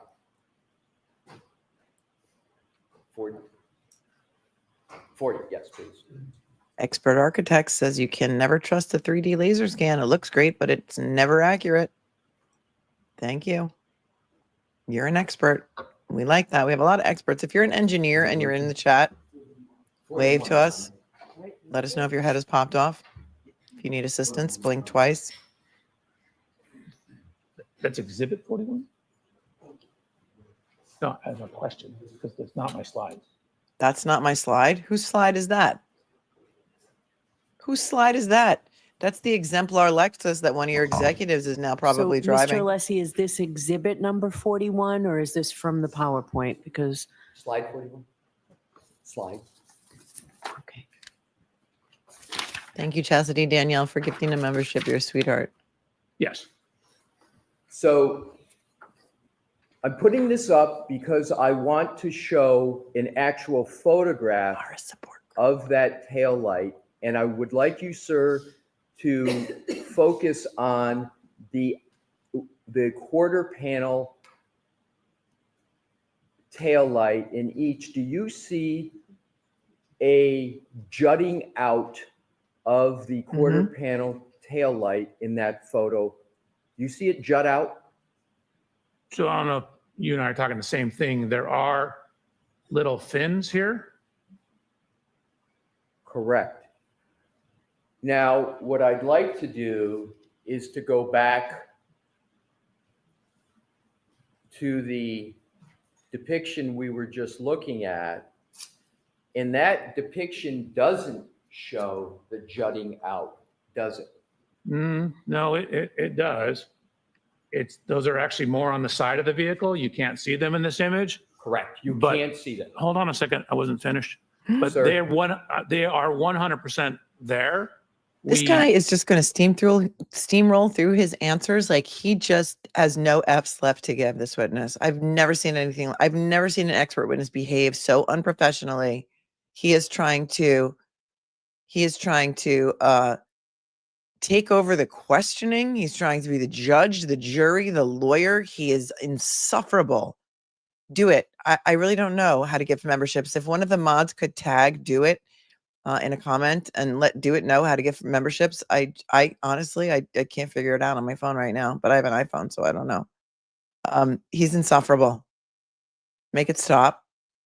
My thumbnail says, make it stop. Squelch Welcher. Actually did special hand scans with a hand scanner of the taillight to put it back on to the vehicle. You say they're 100% there, but you can't see it in that depiction, can you? The jutting out that you could see in the two-dimensional one we just saw. You can't see it. I can't see who's behind that wall because it's being blocked by something. I can't see on the side of the taillight because it's on the side I can't see. It's being blocked. Sir, my question is simple. You cannot see the jutting out of the taillight in this depiction, can you? Correct. Okay, now let's go on to the next question in this topic. You could have easily solved what you consider to be the issues you had with trying to show it lining up, couldn't you, sir? You had an easy solution for that. I took the best solution. I'm not sure what you're referring to. You had 3D images, correct? I did. You could have shown and measured 3D images to get almost the exact contact point and almost the exact dimensions if you had just used the 3D images that you had available to you. Isn't that correct? That's exactly what we did. When I went through the video analysis, I showed you how we overlaid the point clouds, the 3D scans on top of each vehicle. So we took the, we took Sir, the vehicles. please don't interrupt. Hold on. Your Honor, he keeps referencing my hand and saying I'm doing something when I'm not. And I think that's distracting to the jury. I'm not interrupting him. Hold on. Let the witness. Ooh, little fiery exchange. I'm going to take that back. Yesterday, and I pointed this out yesterday, I didn't realize that the court reporter said, oh my God, when she looked up. But when she took off her mask at the end of the day, there's some video of it on, on Twitter where she looks up and says, oh my God, like she even wants praise be under her eye. This is insane. I am surprised that ALESSI's been able to keep it together as long as he has been, because this is insane. Watch. Look at, oh, this is a great freeze frame. I may use this for tomorrow because I'm sure he's going to be back tomorrow. Look at this. Like, listen to me. I'm going to tell you what's up. I know what I'm doing here. Analysis, I showed you how we overlaid the point clouds, the 3D scans on top of each vehicle. So we took the, we took Sir, the vehicles. please don't interrupt. Hold on. Your Honor, he keeps referencing my hand and saying I'm doing something when I'm not. And I think that's distracting to the jury. So, I'm not interrupting him. Hold on. Let the witness answer the question. I am. I'm just holding my hand like this, Your Honor. He keeps saying that I'm doing something. Mr. ALESSI, please. All right. Go ahead. Finish the answer, Dr. Welcher. Again, in the photogrammetric analysis, I showed the video. I showed how we overlaid the point cloud on top of the video. That proves that the way we solved it, correct camera characteristics, matches. Otherwise, that would be distorted. We overlaid the scans of the Lexus into the photogrammetric analysis. We overlaid the scans of the scene into the photogrammetric analysis. We overlaid all that stuff into the analysis. We did exactly what you're suggesting. You could have easily addressed this issue by the following. If you really believe there was no contact or not sufficient contact, you could have produced a graphic that shows a gap between the two vehicles. A graphic, couldn't you? That's not a graphic. What is that? Sir, What is that? I get to ask the questions and you are to answer them subject to the judge's ruling. So my question is, couldn't you have created a graphic that would have better shown the issue that you are creating or talking about today? That's my question. Couldn't you have created a graphic? We did. We created a whole bunch of graphics. You called what we just saw a graphic? Yes. Well, if there's a gap, why isn't there then something that shows a clear gap? Because when you have the angulation of the vehicles, you have perspective. When you're looking at it, even if you do a top down, you see everything projected onto a single flat plane. So you can't tell the height of things. So when you see things in this dimension, you can't necessarily see depth of things. So you lose in two-dimensional images, you lose one dimension depending on which way you're looking. That's why I showed it from all these different angles to try and show exactly what you're saying. We had graphics to do that. 3D images allow you to show perspectives for 360 degrees, correct? Is that correct? That is correct. So none of what you presented in your slideshow shows the contact points from 360 degrees, does it? I don't understand your question. Are you asking if I showed it at every single, I went through 360 slides that showed it at every single degree? Sir, let's move on. I think I've made the point. So I'm going to strike the comment, Okay. Mr. Leslie. Dr. Welcher, let's go to the next topic. It's the Judd Welcher Show, KW Dread 305. You know it. And keep with these two depictions. He wants to be the star. His understudy, Trooper Paul, was better. Are these two images point clouds or 3D images? Are these two? Those are one and the same thing. They're yes. I would use them as synonym. Which term of the two do you want to use? Point cloud or 3D images? Both are fine. It's a 3D image composed of points. Okay, so let's just call them 3D images so we can do this more quickly. The Lexus and the Chevy Traverse that are depicted there are both 3D images of those vehicles, correct? Correct. And Aperture created the 3D images, correct? Correct. Sir, did you do these scans and did you personally create these images? No, one of the assistants at Aperture did. So you're speaking about what somebody else did at Aperture, correct? They were doing it at my direction. And for example, the Lexus scan, I showed the photographs. You can see the gentleman that works at Aperture, Mike Morelli, was scanning them for me while I was doing the rest of the inspection. And then the hand scanning of the rear tail light was done by another engineer. I was out there with him doing it, taking measurements. And then same thing with the Chevy Traverse. My question is, you didn't do the creation of these 3D images, did you? The individual images, no. All right, so let's go to these individual images. These are 3D images. Is that your testimony? Yes. Let's look at the tail light. Okay. That's not a 3D image. That's a Photoshop, isn't it? Nope. Oh, so it's your testimony that tail light is a 3D image. That absolutely is a 3D image.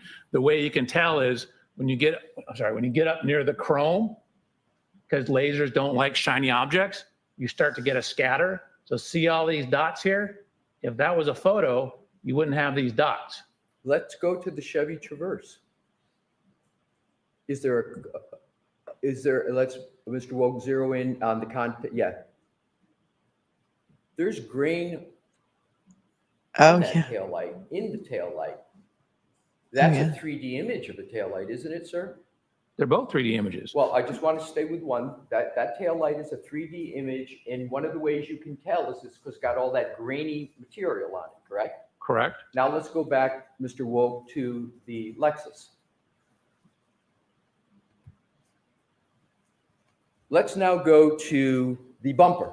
But do you want me to explain the difference? No, Okay. Thank you. I would like to go to the bumper. Do you see any the predominance of any grainy image on the bumper? There's a little bit. So for example, when you get near edges. It has a hard time with edges. I'm sorry, the bumper cover. Right. See the bumper cover up above? This whole thing is the bumper cover. That's the step pad. That's the rear body panel or the rear deck lid. I'm talking about the step pad, sir. Just the step pad of the bumper? Are you asking about just from here to here? Correct. The bumper step Can we pad. zoom in on it? Pardon me? Can we zoom in on it? Sure. Do you see any? Yeah, I see graininess. Let's go over to... Right in here. You can see it all through here. You see it through here. Oh, I'm talking about the step pad, not the entire bumper. I'm just talking about the step pad. Right. So you're zooming in on the bumper. Right. The step pad is this structure up here. We're going to move up. It just takes a while. So your testimony is that is a... Can you zoom in more? That's, you would like it zoomed in? Yes, sir. Sure. Your testimony is that that is a 3D image, not a Photoshop step bumper cover. Is that correct? So we have mapped the color over the 3D scans. We used 2 separate scanners. If you recall, when I got out to Miss Reed's vehicle, that taillight was gone. So we had to replace the taillight. Judge's Talking face. about the bumper cover. Wait, not the tail. stop. Oh my gosh. Look at her face. So we had to. Oh, yes, I need that for later. Look at your screen for a moment. If you're rage cleaning, crocheting, or whatever it is that you're doing, and tell me what her thought bubble is right now. What do you think she's thinking? She's looking at him like a tasty snack. Replace the taillight. Talking about the bumper cover, not the taillight. Okay, I'm explaining the process. I'm just asking about the bumper cover, not the process. So focus your answer on the bumper. That is a laser scan. Okay, so your That's a 3D testimony model. is the step part of the bumper cover is a 3D image from a laser scan, and it's not a Photoshop. That's your testimony. Absolutely. And you didn't perform the work for the 3D that you claim the bumper step up is. You didn't do that work to produce that depiction, did you, sir? Somebody else in your firm did it. So this is all done at my direction. The engineers that work for me, so I'm telling them what to do. I'm not the one punching the keys. That's I'm my saying, question. I need you to do this, and this. Use the hand scanner, go scan the light. I need to put this back in because it was missing when we got to it. So no, I'm not punching the keys. Okay, so Okay. Come on over, please. She's so mad. Wow. Ed Brennan called for this sidebar. So here they go. We're a little behind, so we have a little room to scooch.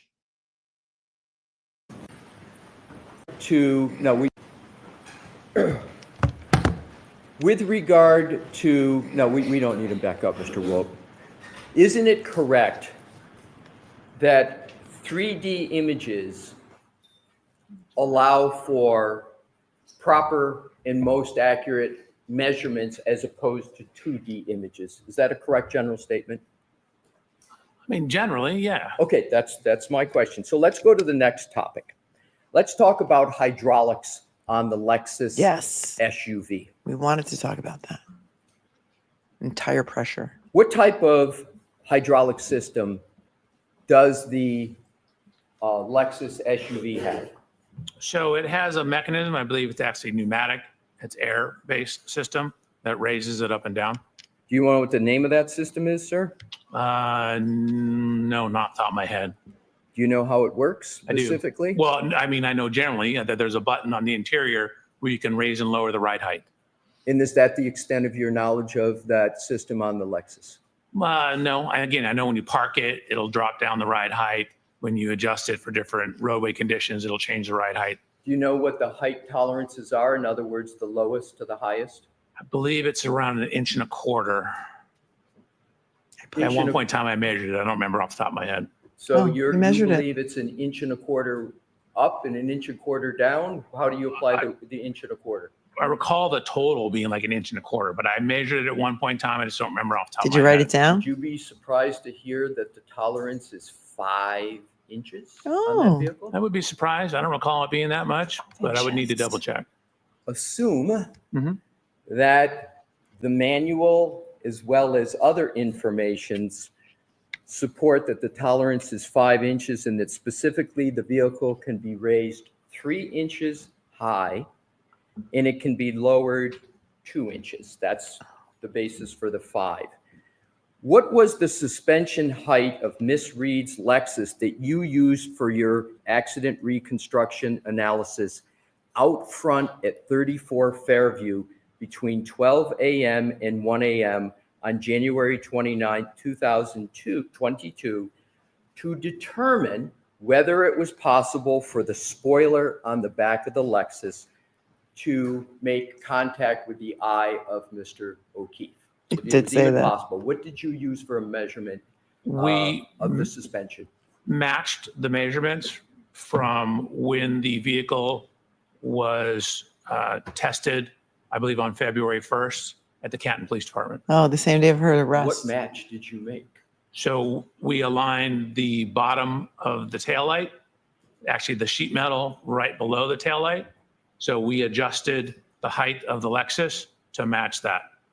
Did you in any place document what level the Lexus was at the time of any testing, meaning the suspension? Did you document it all?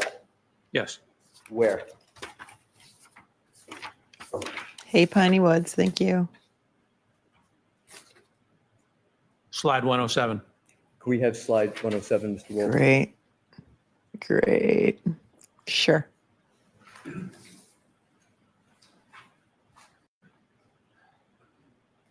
Zoom in a little more, please. He's so controlling.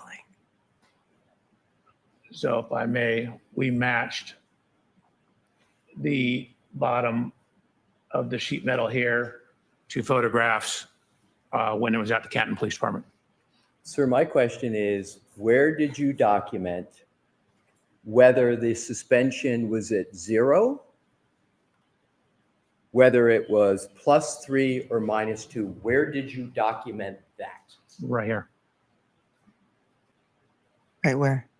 And what are the numbers of the documentation of that? I don't know. We were matching the photo. I don't know. So I don't care what the numbers are. I care that the height is the same. Okay, so care I what just the heard you numbers say, if I are. heard correctly, you don't care what the suspension is at. Is that your testimony? No, I don't care what the suspension number is as long as the heights match. I understand. I understand. So He doesn't care about a lot of things. what was the suspension height of Miss Reed's Lexus at 5:07 a.m. on January 29th, 2022, while at 1 Meadows and colliding with the Chevy Traverse? What was the suspension height then? We assumed it was the same as when it was Assumed. at the Canton Police Department. Exactly. You assumed, but there's no measurement like was just on that depiction. There was no note that said, okay, we're doing this very important and inches sensitive measurements to see whether the tail light on the Lexus makes contact with the Traverse, but there's no measurement and no documentation of what the suspension height was at 1 Meadows, correct? So we took the closest measurement in time to the Mun Meadows event, which is when it was at the Canton Police Department. That was the best information we had. Well, that information isn't very good because the vehicle had to go from Canton to 1 Meadows.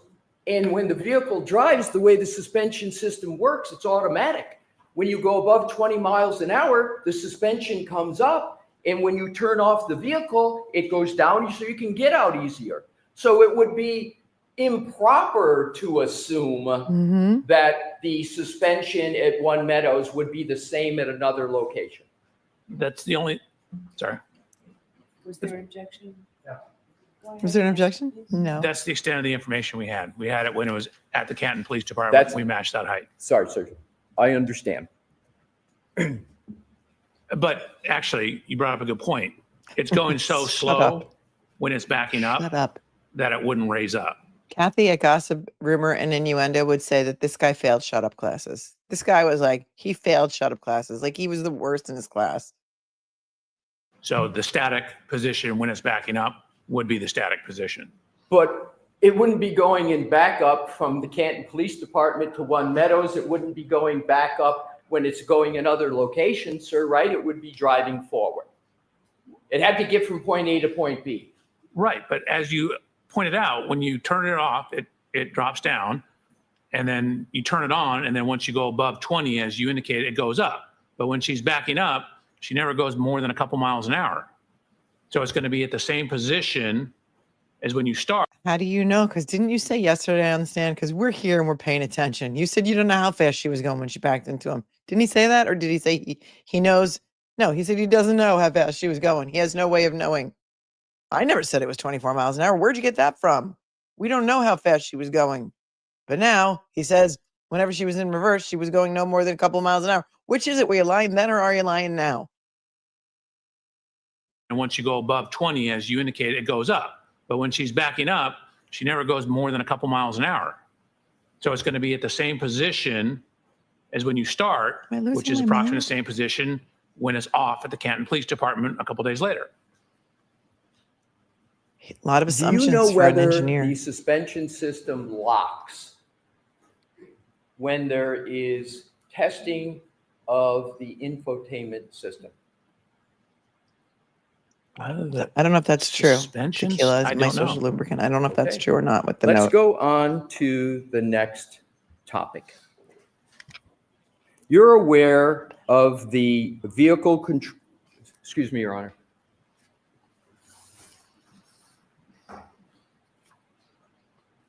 Feel better, Mama Morris. Yeah, vet girl. I don't know. I don't know what to say. He's making a lot of assumptions for a guy who's supposed to be relying on science, Thank you, Your Honor. physics, I want to go, I'm kinematics. changing topics to go back now to Fairview, 34 Fairview. You don't know what the suspension ride height at 34 Fairview was on January 29th of 2022, do you? Correct. So therefore, if you don't know what the suspension height was, because of course you weren't there on January 29, 2022. Therefore there's no measuring stick, as you say, you assert that you would have accounted for it in your methodology. So you don't have the suspension height for that key day, do you, sir?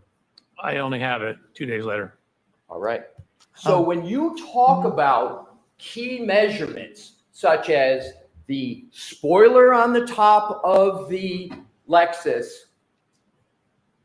and the inches that are important as to whether things such as, is there a contact with the front eye, you don't have some data that would be relevant to that calculation, the sum data being the suspension height of the Lexus at that time, do you?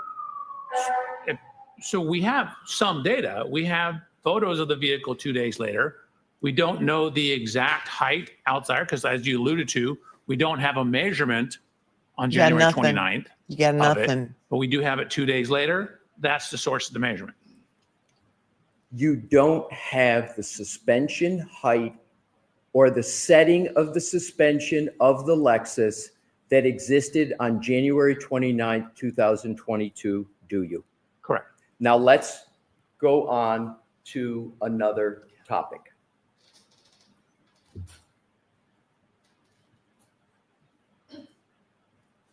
Within the 34 Fairview on January 29th of 2022, I'm not going to go over them, but you asserted various measurements, height, width, with regard to the Lexus, correct? It wasn't just for the spoiler at the top, correct? Correct. And for all those other measurements that you talked about, you did not have the suspension height and the suspension setting of the hydraulic system of the Lexus on January 29th, 2022, did you? So the hydraulic's only going to affect the vertical dimensions. It doesn't change anything left to right. It doesn't change anything down the side of the car. Understood. But for the measurements that are affected by vertical, you didn't have the suspension height of the Lexus system on January 29, 2022. Again, I only know what it is 2 days later. So now let's go on to vehicle control history. Sir, you understand what I mean by vehicle control history of VCH? This is tech stream information. Are you aware of what is called the Bosch crash data retrieval system in Lexus vehicles? Of course, we showed it on my slides. And the Bosch crash data retrieval system in Lexus vehicles is sometimes referred to as the black box. No, you're mixing up two things. So the Bosch is like the tools. It's a question, sir. So you answer that with You can say yes or no. Is the Bosch crash data retrieval system the black box on Lexus vehicles? I just wanted to repeat it so we can. I didn't hear what the objection. You objected? I'd like him to be able to finish his answers. Yeah. So the question was just asked. Can you answer that question? No, it doesn't make sense. Okay, next He's question. trying to make ALESSI look the fool, and I wonder if the jury thinks that he's the fool or if the jury is getting tired of ALESSI. Let me know what you think. I'll go to Sue O'Connell's Twitter feed and read it and see what the jury is expressing. I'm going to ask the question, sir. The Bosch crash data retrieval system in Lexus vehicles, you're familiar with that? Are you familiar with it? There is no such thing in the Lexus. A Lexus does not have a Bosch crash data retrieval system? No. Have you read the report of Trooper Paul? Yes. The May 2023. Oops. Does that report not use the exact words posh? Do you, let me ask this, do you recall? Sustain. The objection sustained. Because he's not supposed to Let's talk go about to the Trooper Paul's VCH report. system in Lexuses. Is the VCH system intended by Lexus as a diagnostic tool for their technicians, Lexus technicians, to assist in vehicle repair and maintenance? Is that what that is created for? That's their stated purpose. Right. And is a synonym for VCH TechStream? Is Sort of. TechStream, similar, like Bosch is the hardware and software to access the black box data. TechStream is the software to access, for example, the pre-collision system, the PCS system, and the VCH, which is the vehicle control history. So TechStream which does a lot of other stuff, but does access that information. You just mentioned Bosch, didn't you, sir? So Bosch is not in the Lexus. You use Bosch stuff sold by Bosch, Bosch software and hardware, and you walk up to the Lexus with all the Bosch stuff and plug it in and download the event data recorder, the EDR, the black box. That was my problem. There is no Bosch stuff in the Lexus. I understand, sir. That was going to be the question that I was trying to get to, but you've explained it, so I don't have to answer the question. Let's go to the VCH database that you say the stated purpose is to assist technicians at Lexus in vehicle repair and maintenance. So I didn't say that was a stated purpose. I'm saying that's what Lexus or Toyota says is a stated purpose. It's being used in litigation all the time. All I know is that's what Lexus and Toyota says. But again, it came about right when we started seeing all the sudden accelerations in the Toyota vehicles. So my question is the VCH database specific to Toyota and Lexus vehicles? So it's not a database, it's software. Is the software specific to Lexus and Toyota? The VCH? Those particular acronyms are, yes.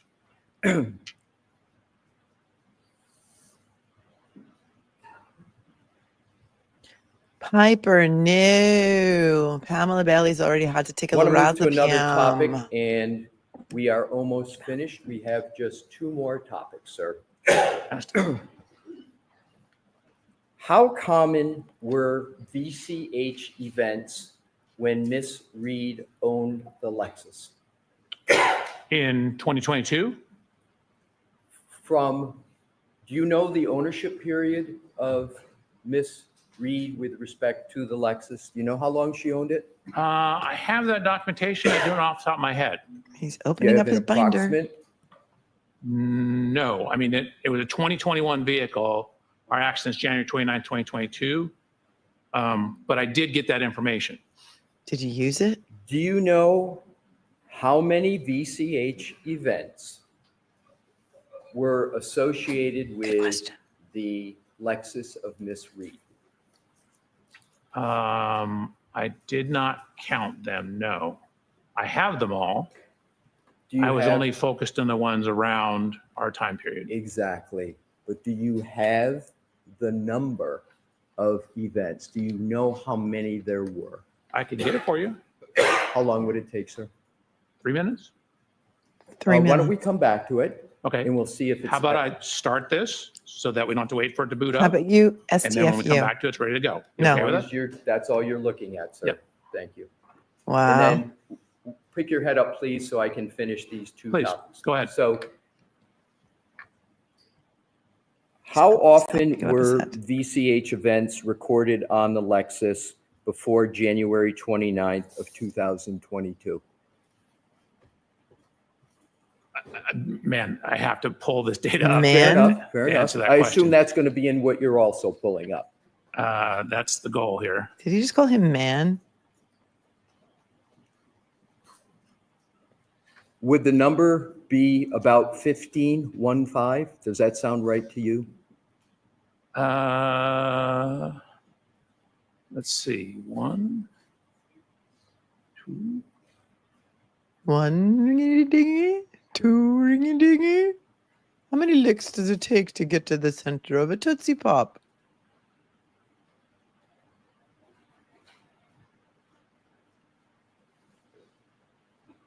Good morning, Spiritual Chuck. Thank you. They do need Ed Wallace to explain what true forensics is. There's 18. 18. And I do So there believe were he's probably losing. your records show that there were 18 VCH events Oh, there's more than that. recorded on Miss Reed's Lexus, correct? Before the subject one. Right. Before 1162, there were Did you 18. conclude that any of those events, other than the 1162-2, were a collision? No. Now let's go to reverse recorded events. Can you tell how many of those 18 events were reverse recorded events? And you know what I mean by reverse recorded events? Yes. The vehicle Yes. going in It was in- reverse? it was in How number- many of those number 2. events were the The vehicle chart. going in reverse? And this is before. 4. Other than, He asked No, no, I you, said is this before? yes, I'm sorry. Oh, I would have to pull up the PCS file. Could you start that and I can continue on with the questioning? I got to. So the PCS file is I have a second laptop that Here's has what I'm going to texturing. do. got That's another not laptop. important for me to keep going and get through it. Okay. So let's just stay on the events, okay? He's looking down to make sure no Only one stole his other laptop. One of all of those events, those 18, are you concluding that there was a collision associated with them, correct? Just one? No, all those 18 are before. The collision is number 19. No, I'm saying, I understand what you're saying, but for all the other events that are recorded, you're not, other than the January 29, 1162-2, you're not concluding that any of those were collisions, correct? I didn't look at them. They were so far mileage away from everything. But you're not concluding, even though they were so far away and you didn't look at them, you don't conclude from the information you have that any of them were a collision, correct? Sustained. Let's go to 5:07 a.m. on January 29th, 2022 at 1 Meadows, the home of Mr. O'Keefe. Okay. Thank you to There Emunch for was gifting 5. a Appreciate collision you. between Ms. Reed's 6,000-pound Lexus and Mr. O'Keefe's approximately 4,500 Chevy Traverse. He's on his laptop That's again. undisputed, correct? They collided. They made contact. They touched. Right. They touched. But the actual collision at One Meadows did not register the recording of an event on the Lexus VCH system, did it? Correct. It's too minor. So, however, you want this jury, sir, to conclude that the glancing blow that you contend occurred at 34 Fairview Road by the same 6,000-pound Lexus in contact with a mere 216-pound man did register an event on the Lexus, correct? No, the impact didn't register the event. As I pointed out, the trigger was from when the accelerator pedal went to 30%. The tech stream does not register crashes at all. It registers excessive acceleration, excessive steering, excessive braking, things like that, things that would be What registers part of the a maintenance crash? system. So the tech stream will never register an event, even if you hit a wall at 100 miles an hour necessarily. I mean, it'll cause fault codes and things like that, but that's not what it does. The trigger here was transitioning into reverse and then gunning the accelerator pedal in reverse. Oh, now it's being So when it gunned. went from 30 up to 74% throttle, once it went over 30 in that transition, that's what triggered the tech stream. It had nothing to do with, and that's why I'm telling you, I don't know when in that event the impact occurred, because the tech stream doesn't tell you that. Thank you. You're welcome. Exactly my point. The tech stream information doesn't tell you when a collision occurs, does it? Correct.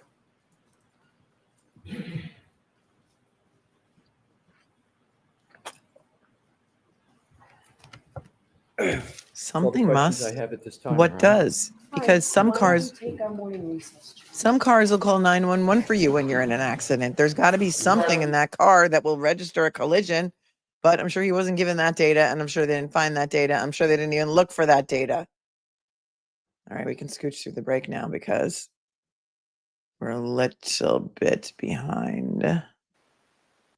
Look at us. We're on real time now.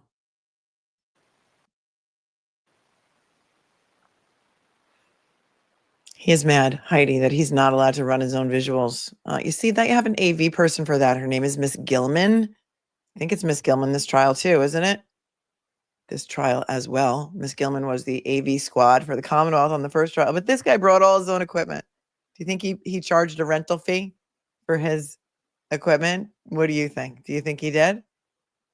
Megan Johnson pointing out, remember when Auntie Bev had grave concerns about a $20,000 payment to ARCA? No concerns about 20 times that amount. This is a disgrace. It is. It's a disgrace. Thank you, Doubling Down Debbie, for gifting 5 memberships. You're amazing. I have found out through the chat that you must, in order to gift memberships, you have to do it from a laptop or a computer. So there's the answer to that.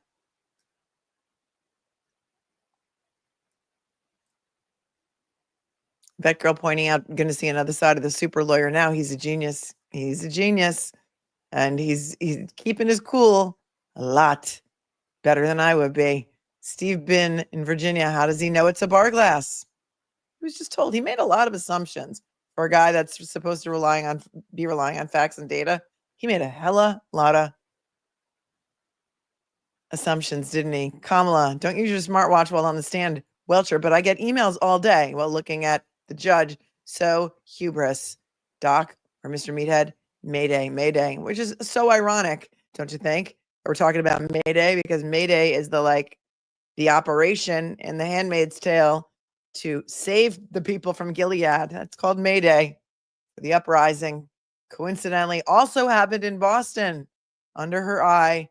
Blessed be the fruit. Mayday. It's all making sense now, isn't it? Best gun losing detective pointing out, Judd, can you tell me whose testimony told you that John O'Keefe was holding the glass? Yeah, there's never been any testimony of that. I don't know what fantasy novel he was reading in the bathtub, but that ain't it. It was nowhere. It hasn't been anywhere. It's not in any reports that the glass came from. It's nowhere. It's speculation. It's an assumption.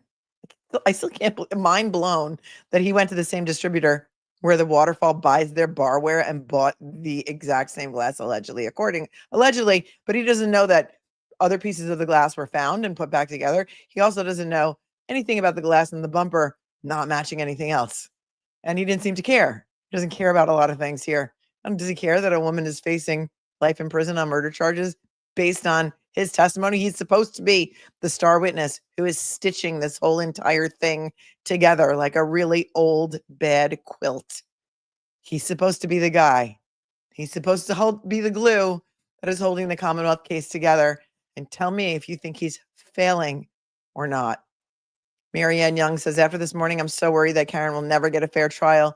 And it's too bad the jury's not allowed to see the real show. This is unreal. I know. I think a lot of you feel that way, but buck up, Buttercups, because the defense has not even started its case yet. They are just dealing with the mess of witnesses that the Commonwealth has put before them. And they're doing everything they can to discredit them. And they're doing a great job, I think. It is tedious. It is like pulling teeth, but like an oral surgeon, it must be done. Deleted Comment Queen is thanking the kind soul who gifted her a membership and has been here every day during the trial from across the pond. She says that we are becoming a support group by now. Oh, yes. We've been supporting each other emotionally since trial 1 and before, and we will beyond, because who knows if this will be the end of it. Even if this case ends in an acquittal, there will still be the civil case to keep covering. And we're going to be here through all of it. Kevin and some other people pointed this out. ALESSI got Welcher to say that all wounds are horizontal yesterday. If the forearm is bent holding a glass, those wounds would turn vertical. Welcher relied on the picture. Yes. Cat Q. Can the defense appeal Bev's ruling on not allowing cross on the doctor's autopsy and Trooper Paul's report? Not right now. If there's a conviction, in my opinion, and they appealed it, there are many, many grounds for reversible error. That would be one of them, but that would only happen in the event of a conviction, and we don't want that. Miss Black 1909 said the same thing as I think it was Kevin. If Mr. PhD doesn't recognize horizontal versus vertical wounds directionality, what are we even doing here? That's an excellent question that none of us have the answer to.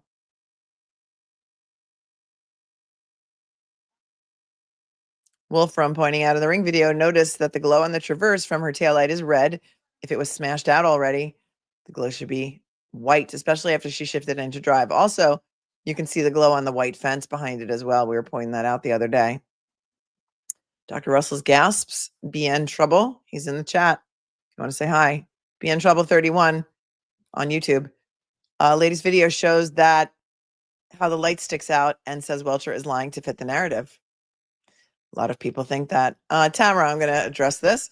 Could Welcher be treated as a hostile witness? There seems to be a lot of confusion about what exactly a hostile witness is. And a witness cannot be declared hostile on cross-examination. You can only ask for a witness to be called hostile when you are the one calling the witness. And during direct examination, that witness is antagonistic or it seems unwilling to tell the truth. Then you can ask for a declaration by the judge to treat the witness as hostile, which gives you permission to essentially cross-examine the witness instead of asking direct examination questions. And so because the defense did not call Welcher, this is a Commonwealth witness, the answer to that is no. I hope that explains it a little bit better for you, because people have that question a lot. Thank you, Terry, for gifting a membership.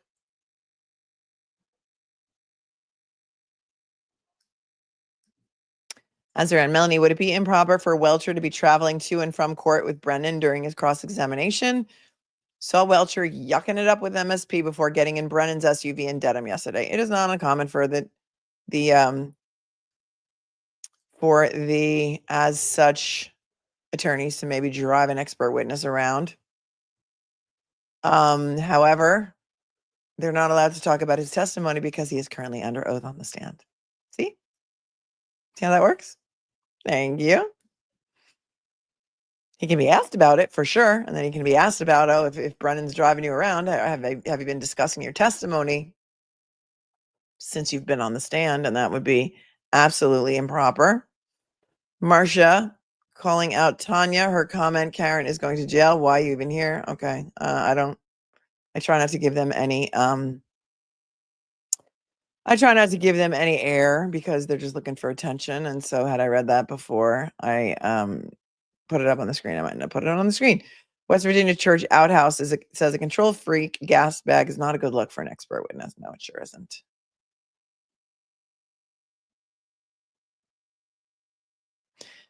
How many lockers was Welcher shoved into in high school? Kristen 716 wants to know. Yes, Tolkien, does the video in the bar show him leaving with the glass when they all left for the after party? It shows him leaving with something. It's very difficult to discern what exactly it is, whether it's a glass, whether it's a can. Well, because we know they served cans in that bar because I think Nicole Albert herself, perhaps, I think it was Nicole, walked out with a White Claw in her hand. Or maybe one of the other... just don't give the trolls any air, you guys. The mods take care of it. Trust me, they are on it. The funny part is that whoever that person is waited 24 hours, subscribed, and then waited 24 hours to be able to even come into the chat and try it. That's hilarious. Patience is a virtue, I suppose. Shows him leaving with something. It's hard to tell exactly what it is. I think in one of her interviews, which also this guy relied on. So he didn't ask for any reports about the glass found on the bumper. He didn't care about that. He didn't care about that. But he was giving her interviews as if that was going to help him in his analysis, his methodology. Karen said that he took her glass out of the center console. But when she gave an interview to Buchanan and Proctor that day, she said she was drinking vodka and tonic or vodka and soda out of a vase style glass. That does not look to me to be like a vase style glass. That looks like a rocks glass to me. So all the more reasonable doubt, but that is a great question. Can you explain the Daubert rule? The Daubert rule? Well, a Daubert hearing is something that parties can ask for when they don't believe that the expert witness is qualified to testify as an expert, and it's sort of like a vetting hearing. It's like a long voir dire. We've seen it happen in this trial when the ARCA witnesses were forced to be flown in. We saw Dr. Marie Russell undergo a full 2-day voir dire. Those were Daubert hearings, so it's similar. It's outside the presence of a jury, and in this case, it happened before the trial even started.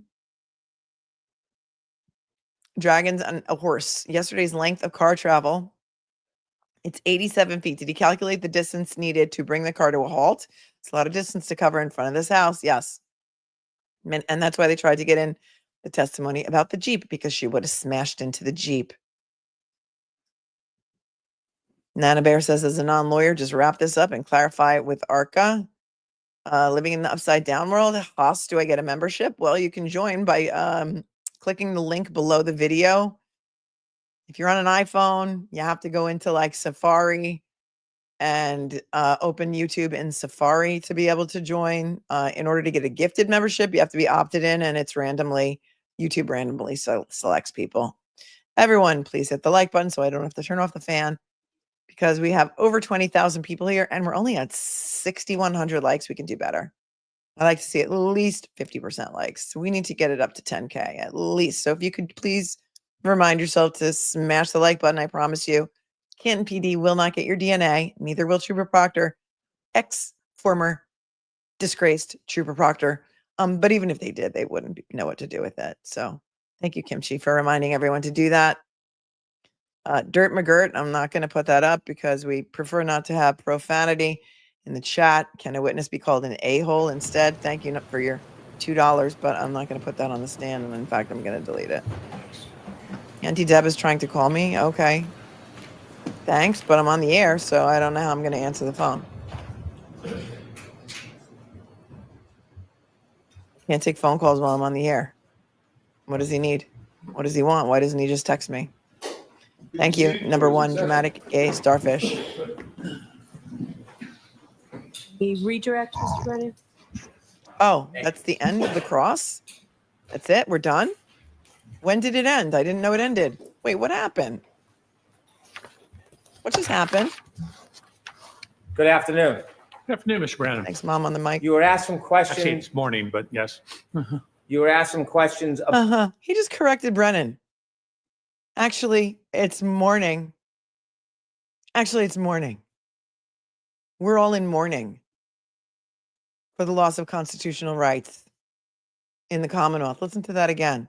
What did he say? He was finished? He said he was done? Okay. Since he wasn't allowed to ask about Trooper Paul's report, I guess he's got nothing to say. I didn't hear him say that. Okay, good, cool, thank you. Good afternoon. Good afternoon, Mr. Brennan. You were asked some questions. Actually, it's morning, but yes. You were asked some questions about the ring video from Meadows, which was John O'Keefe's home. And you were asked whether you're aware if the cameras had changed over time. Correct. The fact that the camera was replaced, does that any way affect your opinion to a reasonable degree of engineering certainty about your conclusions relative to that touching between the cars? Absolutely not. It would have shown up as increased error when we overlaid the point clouds onto the photos or the point clouds onto the video. If it was an error, it would have showed an error. Do you have any concern whatsoever that any of the information from the scan is in any way tainted, compromised, or inadequate? That would be very hard to do. You literally press a button and stand there and watch it, and the laser does its thing. So I have absolutely no reason to disbelieve it. Additionally, again, if it was messed up, once you laid it over on top of the photograph, it would show the difference. So no, the data's fine. Is there any evidence whatsoever that you've seen that any parts of your presentation were photoshopped? No.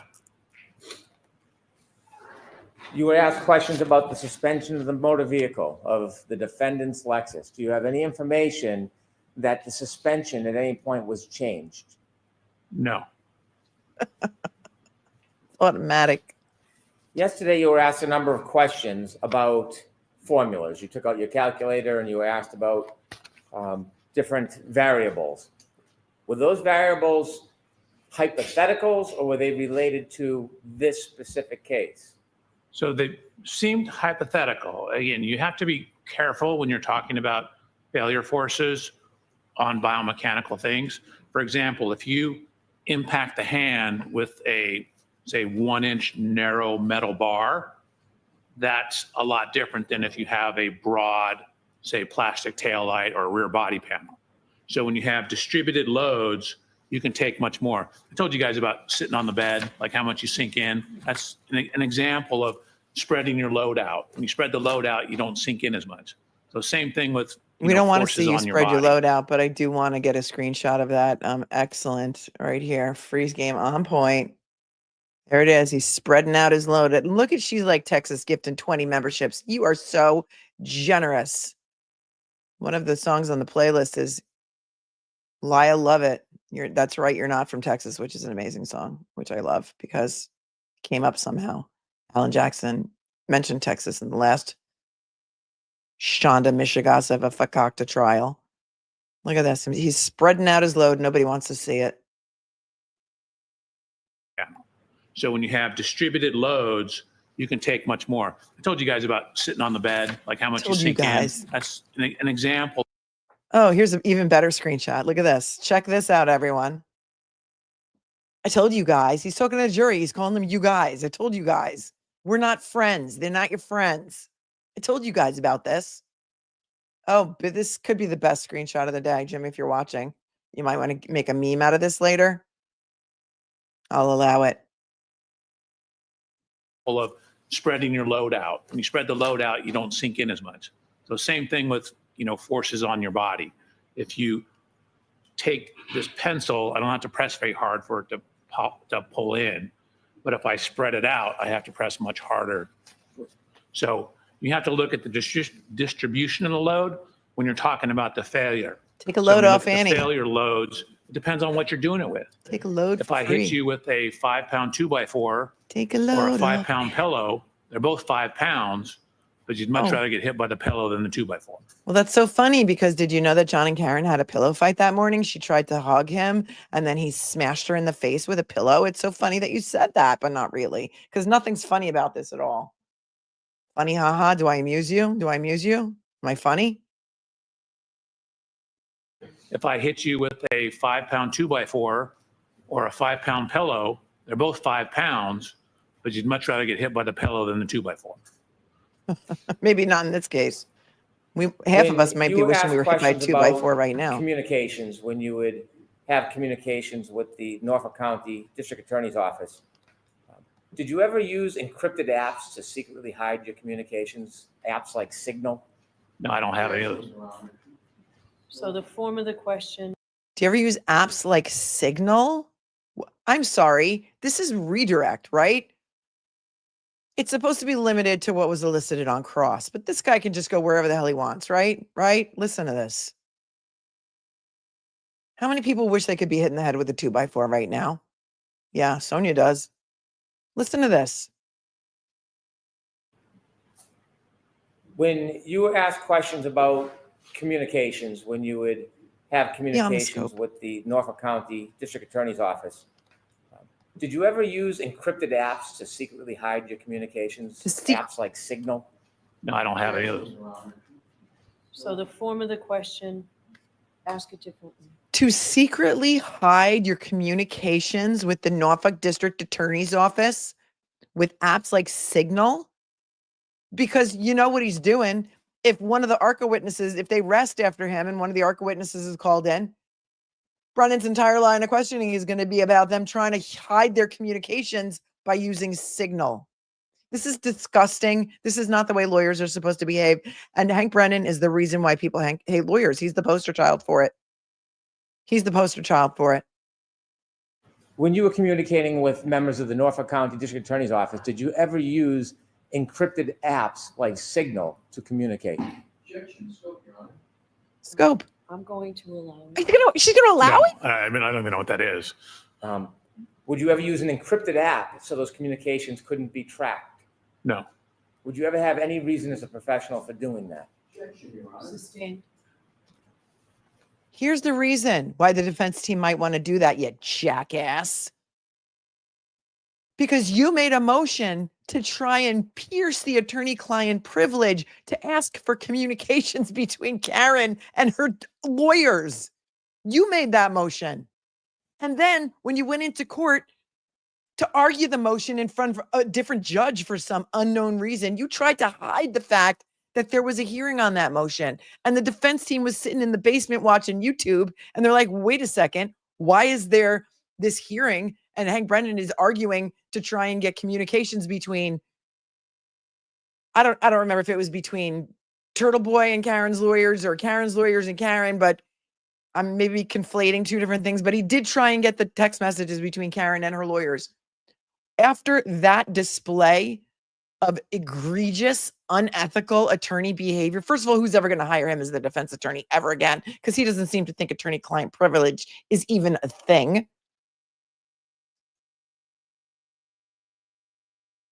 Every lawyer out there should be using something like Signal to communicate with their clients. And if you don't, you're stupid, because this man, sorry, you're not stupid, but you know what I'm saying. Doesn't this give you pause now about your attorney-client communications in Massachusetts that maybe you might want to have them encrypted so a guy like him can't go and march into court and try and get them, try and pierce the veil of the attorney-client privilege? It's disgusting. It's disgusting. He's like, I don't even know what that is. For doing that. Couldn't be tracked. Listen. That is. Would you ever use an encrypted app so those communications couldn't be tracked? No. Would you ever have any reason as a professional for doing that? Objection, Your Honor. Sustained. You were asked about confirmation Signal is used to avoid being hacked. Another good reason. bias. Right. And a young jury is gonna laugh this off. They see what's going on. Thank you. Thank you, Violent Lilac. Remember those? You were asked about confirmation bias. You remember those questions? I do. Could I have slide 33 of your PowerPoint, please? I'm sorry, what number? Slide 33.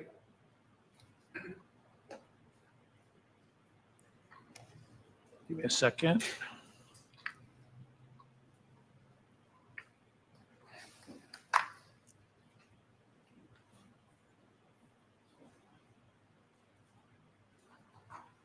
Yep, Signal is probably going to become much more popular now after this trial. Did you amend your slide presentation zoom that again in, today please. or yesterday? He's been revising it constantly every day. Every day. I cannot do it with one monitor. You can't do it any closer than that? Not since I took down. Oh, hold on. He needs a Here we go. second screen. Which part do you want me to zoom in? Miss Gilman can zoom in for you. Sorry? Which part? Miss Gilman's going to do it for you. Oh, there you go. Perfect. If you could zoom in, please. Okay. On shift position signal, going forward, then neutral and reverse, does that data suffer from confirmation bias? No, that's strictly electronic data. Where's Park? When we Where's look over at the vehicle speed, can we go to the left a little bit?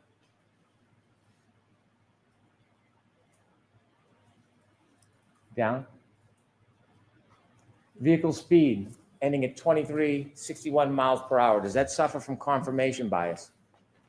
No, again, these are direct readings from the vehicle. Again, that speed on this here, you have to correct for the slippage, which I do later on in the slide, but that is a direct reading from what the speedometer is seeing. I thought he couldn't determine the speed. Acceleration at the end of that 10-second window, 74%. Does that suffer from confirmation bias? No, that's a direct reading of a sensor. That's object. I'm sorry. Please help me. Please help me.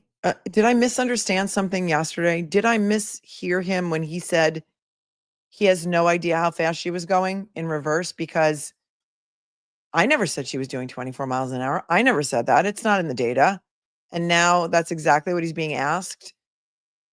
Did I misunderstand something yesterday? Please help me, because my brain cells are all gone now. This trial has really fried my brain cells. I am 30% dumber for having lived through this. What? Listen, he said he didn't know how fast she was going, right? And he said it again today with ALESSI, and now he's saying it's 24. Okay, so it's not just me, right? Okay, thank you. And then he says, these are direct readings from the sensors. Okay, here, I'm taking it back. Listen. When we look over at the vehicle speed, can we go to the left a little bit?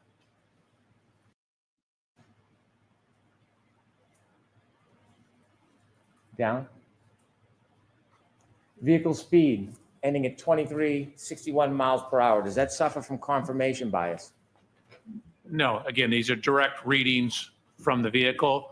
Again, that speed on this here, you have to correct for the slippage, which I do later on in the slide, but that is a direct reading from what the speedometer is seeing.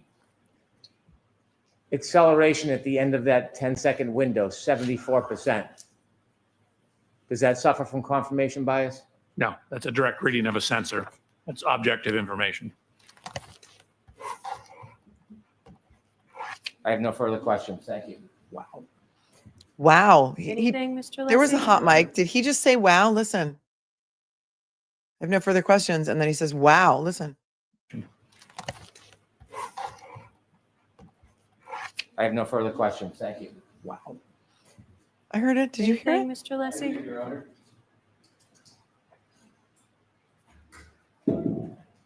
Please get into the speed. We're so confused, Bobby. Yeah, Your Honor. Yes. Thank you.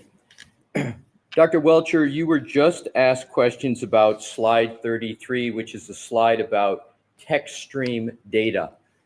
You acknowledge that text stream data, what you've called a trigger, like was on that slide, does not tell you if a collision even occurred, correct? Correct. With regard to the topic of confirmation bias that you were just asked about in slide 33, am I correct that all of the questions that Attorney Brennan just asked you were about data on that slide, correct? All that's on that slide is data, correct? He asked me more questions than just this slide. But were the questions just about data? On this slide, it was just about data. Correct. But confirmation bias is really aimed at opinions and conclusions and alternative hypotheses. Isn't that what confirmation bias gets at? So generally, yes. Again, I started this case with it was the just a question. hypothesis. Go ahead, sir. Go ahead.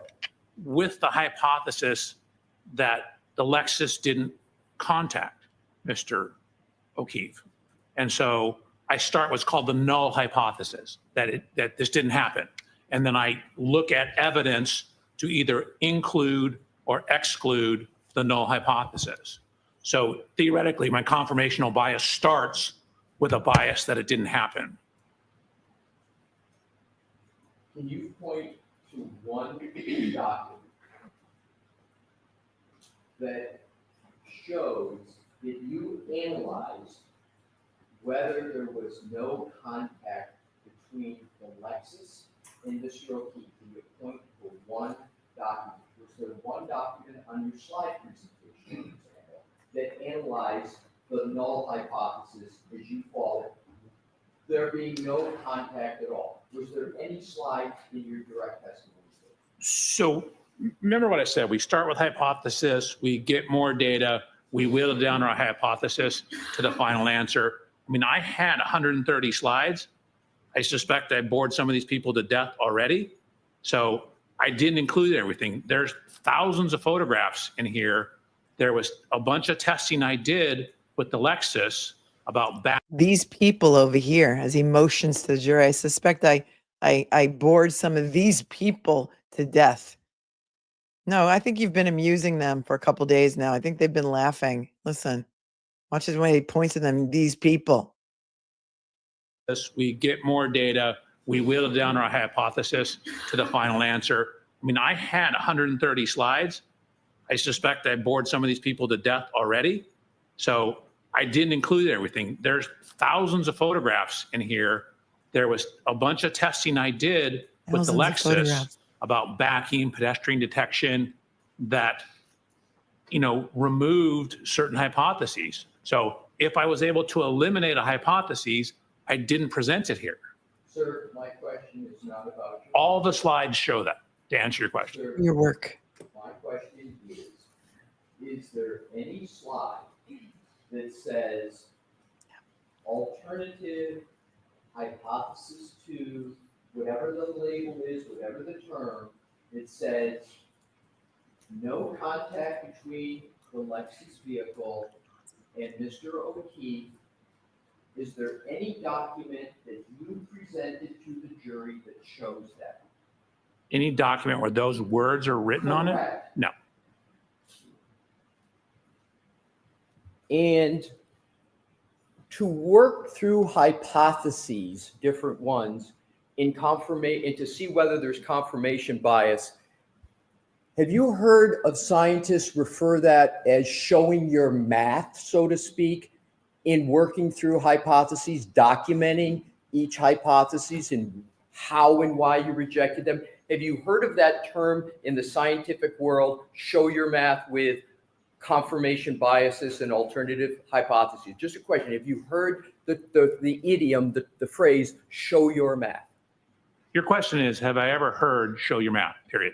Associated with the application of various hypotheses to avoid confirmation bias. Have you heard of that term used in that conjunction? Not really in that context. It's probably, I understand where you're going with it. Thank you, sir. No, you don't. You're welcome. Doesn't let anybody finish a question. Dr. Welcher, you were all set. You're all set. Yes. Chud the dud is done. Give me a minute to pack up and Praise I'll be out of here. be. Praise Kier. Take all of your little devices and get the F out. We are done with you. We are so done with Oh, you. yeah, I'm plugged in. Yes, thank you. Boy, she's happy to get rid of him too, that court reporter. Look at Jim. Look at Lally. Lally, I'm sorry, but his male pattern baldness is really has receded so much more. Is he doing Baby Shark today? Is he doing Baby Shark today? I don't know. It's over now. That's actually on the playlist. The nice Boz Scaggs tune also applies here. Yes, you heard me clearly now. I Play said. clip. Oh, they're going to play a clip. He's going to play a clip. Of course he is. Hold on. Let me get the banner up for the clip because, you know, these clips are so important because they have no other evidence that they're going to pull all of Karen's interview clips. Here we go. Commonwealth moves to introduce and play clip 26.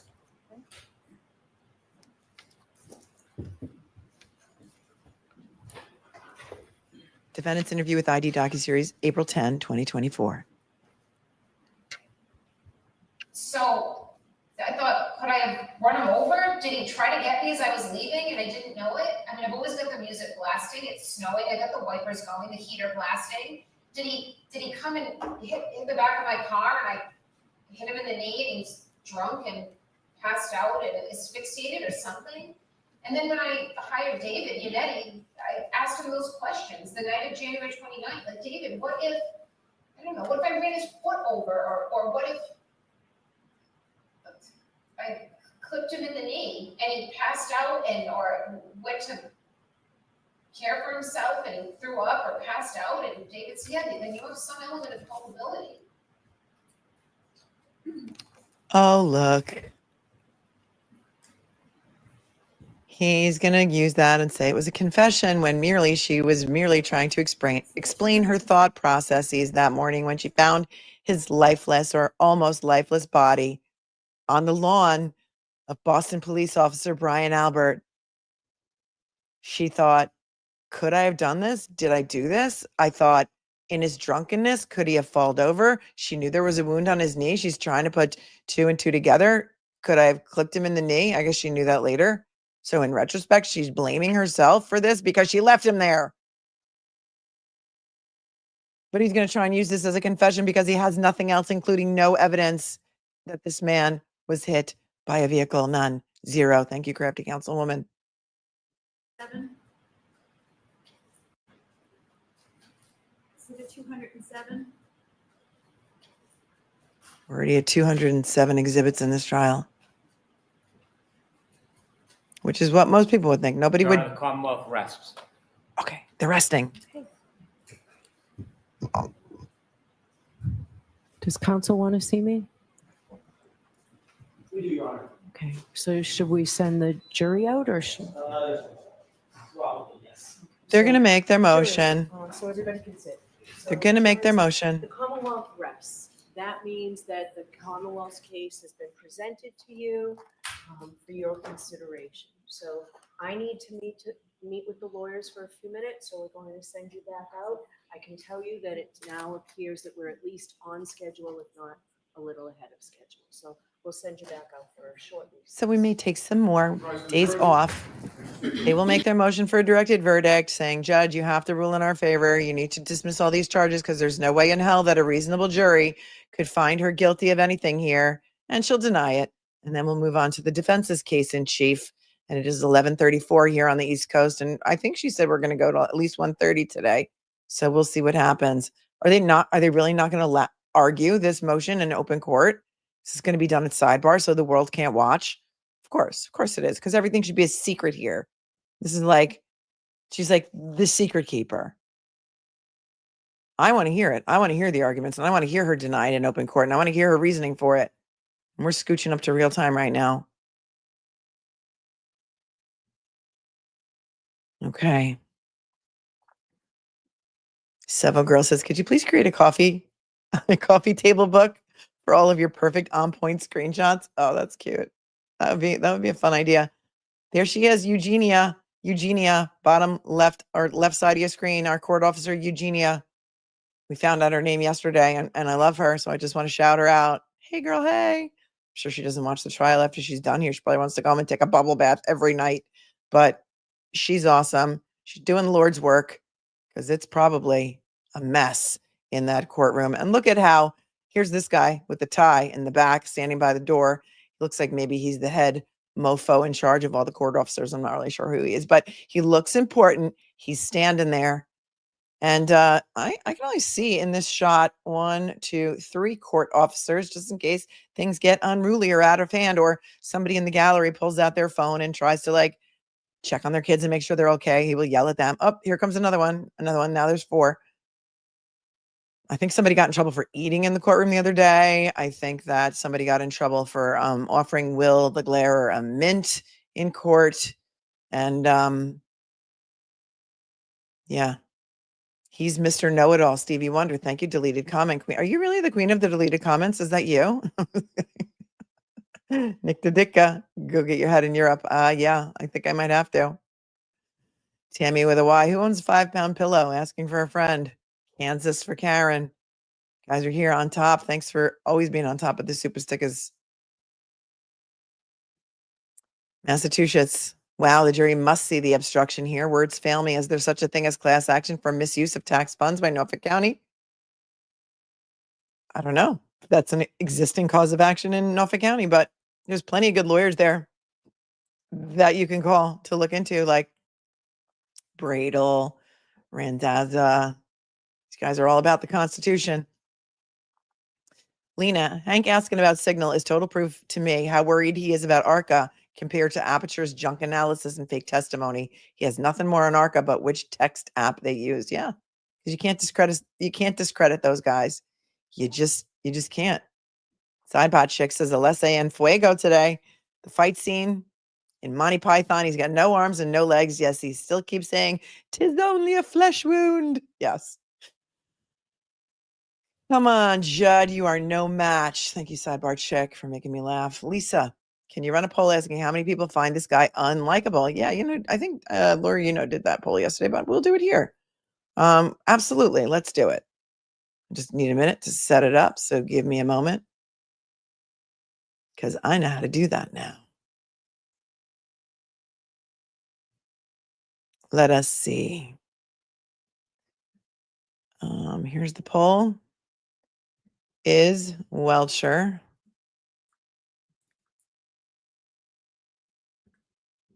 likable,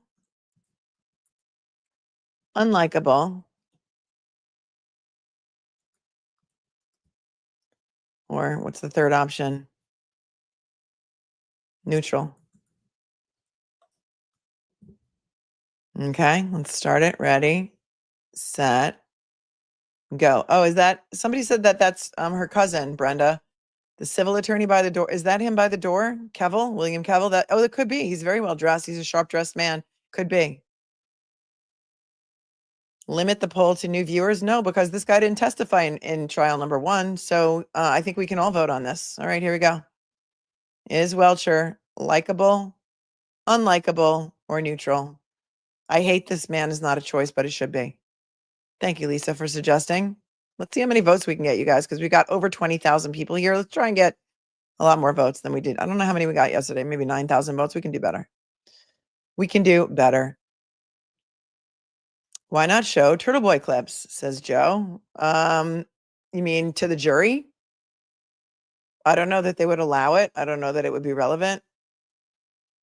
I'm sure the judge would never allow it. Patty, if Karen seen John walk into the house, why would she question hitting him? She had no reason to. They are just trying so hard. The comment of reaching, shaking my head. Many of us think that she may have been gaslit on her way over there in the morning. So I don't know. She would question hitting him as anybody in shock would, probably. Finding their boyfriend dead at the same location you left him at the night before. So I don't think it's uncommon for people to question their sanity and their circumstances when they are in a state of shock like that. Don't think so. Anne says, I personally think the video clips help the defense and that the jury sees the human and sincere side of Karen if she does not take the stand. I think some of them are good, some of them not so good. But it depends. You're right. If it's a younger jury, they just might be like, yeah, if it's a younger jury, some of this jury does not even know life without a cell phone camera in their hands at all times. So they've probably had a lot of their embarrassing moments caught on camera. They understand it maybe better than an older jury might. And they might say, how could she ever have said something like that? They have grown up, many of these kids, if they're young enough, with social media, right? Let's see. When did Facebook come out? Like 2007? Yeah, I mean, so there could be. Worshipful Master, Saiba is Bev's signal app. Yes. Yes, it's encrypted and we have no idea what the hell's going on over there. They're making a record though, so we got that going for us. Alessia's Southern Barbecue. What I don't understand is why fight about letting in Trooper Paul's report, and the defense can call him as a witness and get it in that way. They weren't fighting about letting in Trooper Paul's report. Reports are usually never evidence. Anyway, they wanted to question him about the report and why he disregarded it and why he didn't believe it was accurate. They weren't even looking to get the report in. Now, something else that happened the other day that we really didn't dig into was that Hank Brennan asked for one of the defense witnesses' reports to be allowed into evidence. He said, yeah, I would enter this into evidence. Matthew DeSogra's report. That never happens. For Hank Brennan to ask that the defense's expert's report be entered into evidence so the jury can have it back there with them in the jury deliberation room and use it as a resource to disprove everything the Commonwealth tried to gaslight them into believing was the truth. That was wild. They can call him as a witness, and you know what would be a great idea also? Defense calls Trooper Paul as a witness. Treat him like with kid gloves and be so kind to him, so sweet to him. And, just try and basically elicit, because you could direct examine him, what his findings were, talk about his report, talk about his investigation, how he came to these conclusions, because now it completely contradicts what the Commonwealth now wants the jury to believe. And then have Hank Brennan try and destroy Trooper Paul on cross, one of his own. I mean, that's the show I want to see.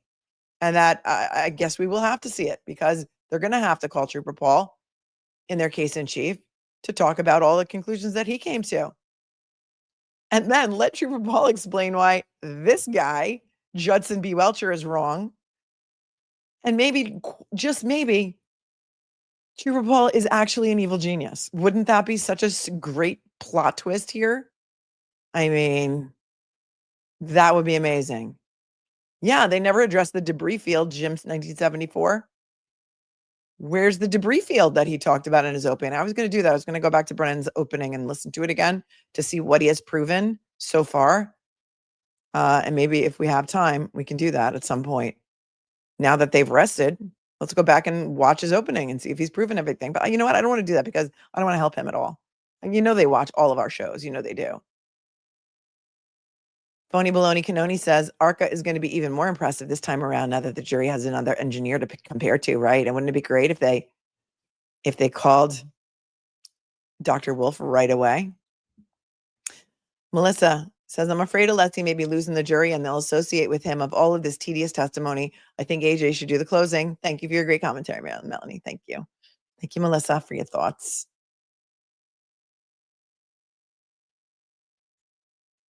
Thank you, Tony Flanagan, for gifting 5 memberships. You're amazing and kind and generous. And to those 5 randomly selected, welcome. I think you're going to like it here. I don't need a badge says, good morning. Can you please explain how vomit got on John O'Keefe's boxers if you know or have a theory about that? So I've been trying to figure this out from the beginning. Well, if he was in an altercation like a fight and he was punched in the face and then fell backwards and got that massive head wound, concussions can cause vomiting. Head injuries often cause vomiting. Ask any boxer that you know. And so perhaps if he was sat up against a wall, he may have vomited down the front of his shirt and into his boxers, like downwards. If he was propped up against a wall or sitting up or was able to regain some sort of balance.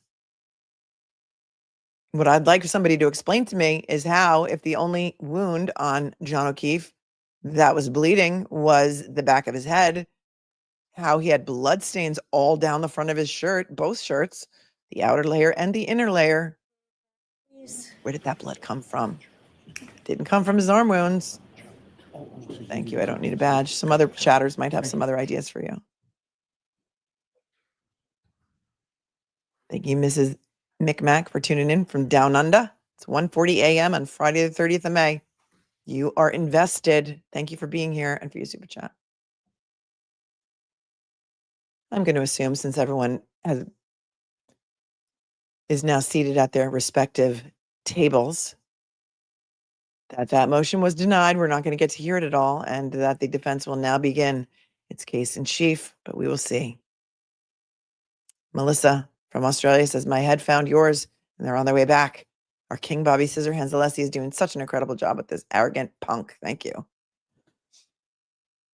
T.S. Tolkien is waiting for the match of the century.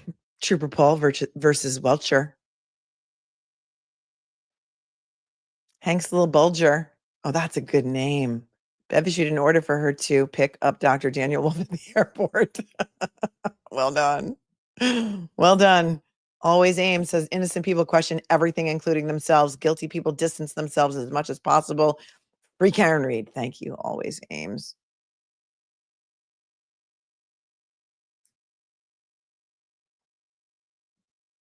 San Fran, does the Commonwealth get to bring back Welcher to rebut ARCA if they want? Welcher is arrogant enough to do it. I don't know if that's going to even come into play because he was able to testify about his amended reports. Shannon Burgess was able to testify about his amended reports. And so I don't think that there's a need to bring him back on rebuttal. And I don't know if it would be allowed, but you know, with this judge, it's pretty much like anything goes. Anything goes. We're on real time. I don't know what we're waiting for. Probably the jury. Or to fill up her Yeti. Yeti again. Welcome, Heidi Ann. Heidi Ann says, I'm in Orlando and I finally became a member. I really appreciate your time and coverage. You're getting us all through this joke of a circus. We're all in on the same joke. We're all in on the same joke, Heidi Ann. Justice for John and Karen. Love to my boo, Erin. Oh, Erin, Heidi loves you. Oh, guess what I saw yesterday? Kevin Costner is being sued by one of the stunt performers on Horizon 2, the movie, on the set, says that she had to do a unscripted grape scene and that it was violent, and she is suing.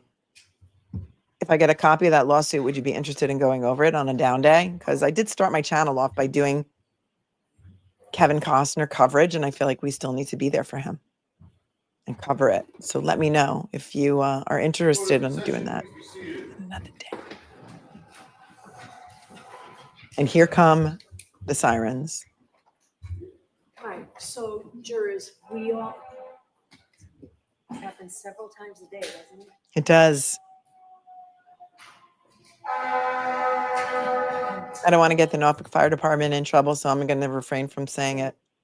We don't want to waste anybody's time. I know we've spent a lot of time at sidebar, and we've had times that we've kept you in the deliberation room because we've been trying to sort through everything, trying to make this trial as efficient as possible, but also honoring and respecting all the hard work of the lawyers that's gone into preparing this trial. So sometimes I do understand that it's frustrating for you. But today we were able to spend some time this morning. I know we kept you in there almost half an hour, and we've just spent some time now. So I can tell you that we are ahead of schedule right now. I still need to talk to the lawyers about something tomorrow morning. So we're going to send you home now. Oh. And have you come back tomorrow morning at 9:30, because today I know we kept you until 9:30, and it doesn't make any sense where I already know I need to talk to the lawyers tomorrow morning to have you here for a 9 o'clock start. So tomorrow will be a full day, and we'll have you here ready to start at 9:30. So the defense will start its case tomorrow. Please do not discuss this case with anyone. Don't do any independent research or investigation into the case. If you happen to see, hear, or read anything about the case, please disregard it and let us know. And also, please continue to be careful with your social media use. So we'll see you tomorrow. Surprise the jury. Jury's gone home for the day. Of course they are, because, you know, it's 11:50 a.m. So far, 97% of you say that Welcher's unlikable. 1% say likable. 1% say neutral. That's only 5,400 votes. We got to do better. I'm assuming they're going to keep talking. Short break while jury exits, really? Well, how short? I mean, she said they would go to 1:30. It's not even noon. All right, so Ms. Little, if you can get me whatever you're going to get me within the next hour, so that would be great. And I'll see everybody tomorrow morning at 9 o'clock. And that's it. We're wrapping.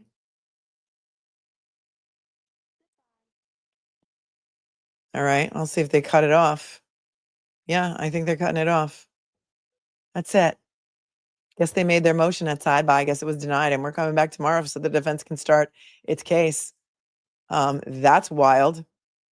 Are you shocked, though? Are you surprised? I'll keep it up on my other screen just in case they come back.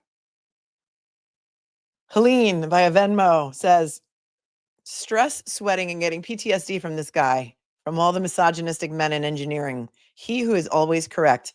Bro, you wrong. Mel, hold my earrings and let me at him. Well done, Helene. Well done.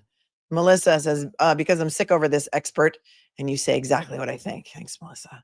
A lot of people say that. Deborah, thank you for a very generous Venmo. Says a belated congrats on reaching 100K. Didn't watch trial 1, but I am obsessed with trial 2. Looking forward to spending my 59th birthday today with you and your commentary watching ALESSI destroy Dr. D-Bag. Happy birthday. Happy birthday, Deborah. Thank you so much. 100 for 100. I appreciate you so much. You're super generous. We're so happy that you found us. You have found your people. Jonas, thank you so much for your Venmo. Says learning so much.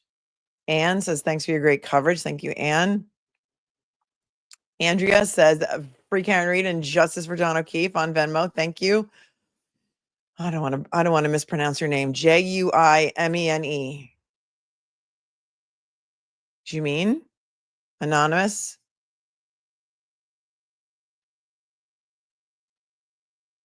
To God be the glory, free Karen Reed. Thank you so much.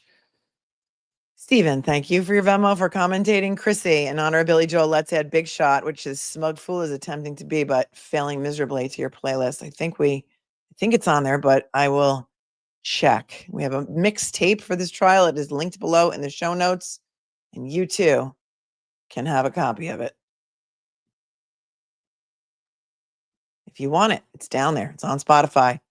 Karen, from a great Karen to another. Thanks, Melanie. Thank you.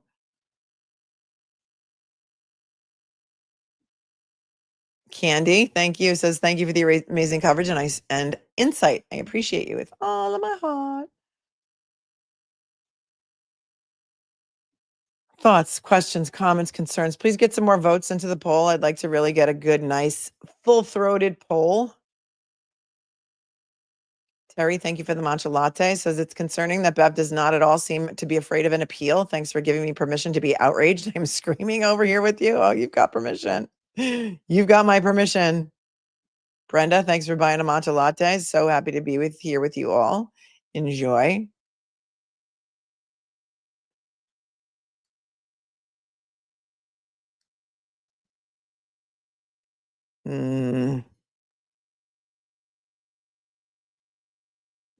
Sarah, can you go over the federal decision on the buffer zone? I don't have it in my inbox. I don't have it.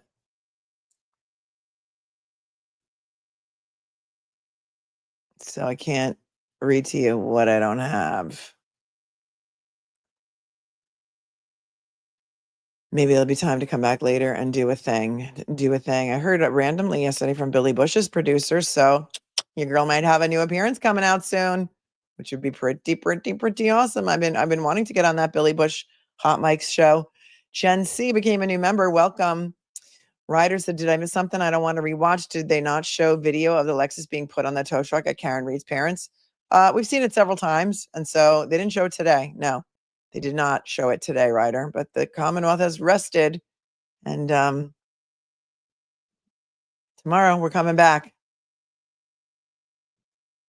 Melissa, what the hell is with the judge and Brennan? As if they all don't know the world is literally watching. And by the way, more important and powerful people than a layperson like me. Yeah, we saw yesterday the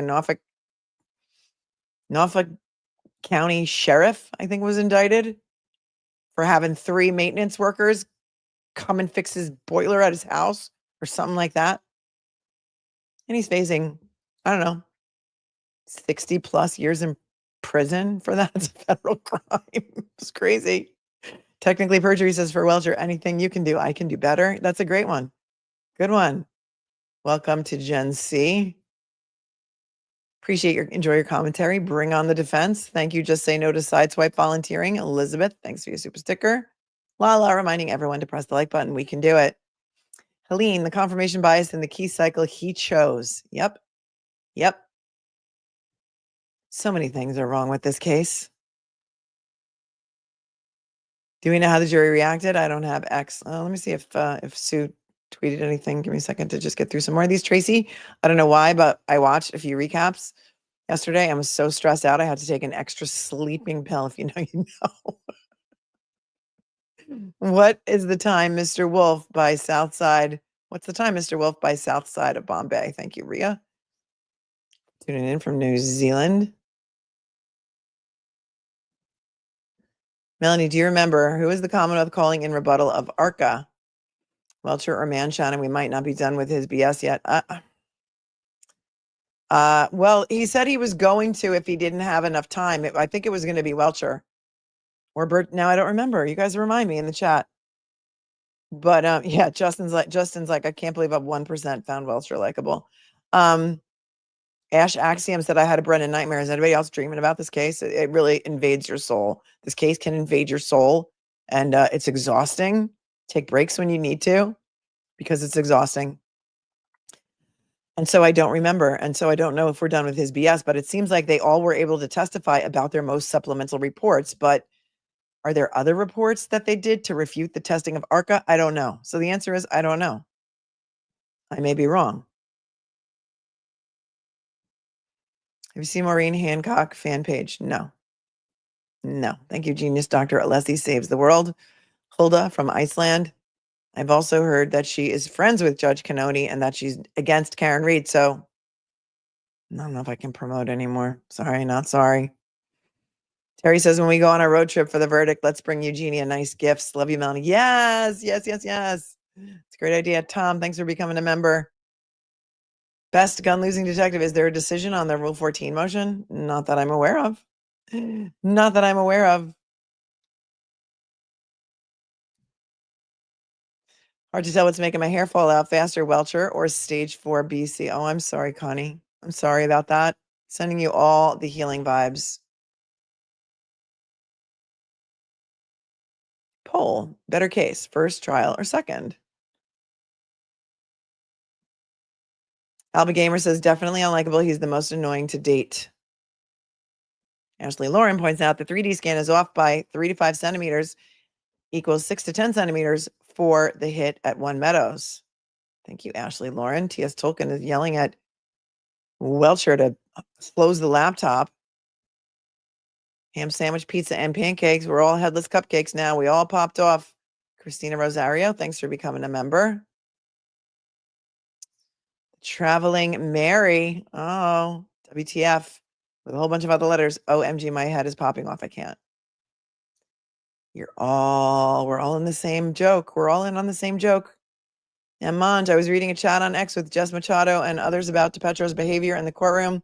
He's been seen using his cell phone, possibly taking pictures of the jury pool. Then there was a picture of him with Jen McCabe. Okay, again, I mean, I appreciate the comments and the $20, but I don't like to perpetuate rumors, gossip, speculation. I don't like to defame people on my show, and I don't like other people defaming people. I don't know if it's true, if it's not true. People are talking about it. So I just don't, it's just not how I roll. It's just not how I roll. I don't care who was in a picture with who. I don't care if Jen McCabe was on the Cape this weekend. I'm not going to show you pictures of that. If you want to find that stuff, there's other places for it, but just, this isn't the place. Piney Woods, my dad was a mechanical engineer and was an expert in many trials. He's rolling over in his grave right now. I'm sorry about that. I'm so mad at Bev right now. I can't speak. Thank you, Piney Woods. Fellow court reporter says, in defense of the Karen Reed's, I think you meant Karen Reed's verbal and physical gestures, they were due to her physical and mental exhaustion and in no means reflect her opinions. Dr. W. Dr. Welcher is a CR's, wait. Defense of the CR's verbal and physical, I don't know, the CR. Oh, the court reporter. Yeah. Hold on a second, I gotta sneeze.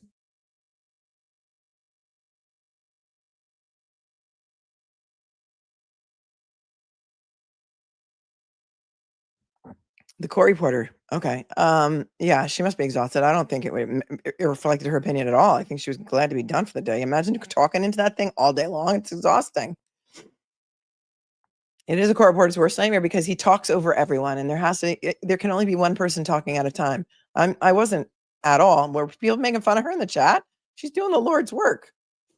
Not an easy job. Let's cut her some slack. Were people being mean to her in the chat, fellow court reporter? She just said out loud what we were all thinking. Like, get rid of this guy, but I don't think that's what she meant. Thank you, Kimmy, for loving my commentary and legal analysis. I appreciate you and for helping you get through this insanity. Dana, the drummer from Canada. As an engineer of 40 years, I'm so upset and fired up about his testimony. I just can't believe it. My head is going to explode and end up in a bucket next to yours, Mel. I know. Just when you think it can't get worse, it gets worse. Aiden just posted a great tweet after Brennan rested. Worth a read. Okay, cool. Let's read it.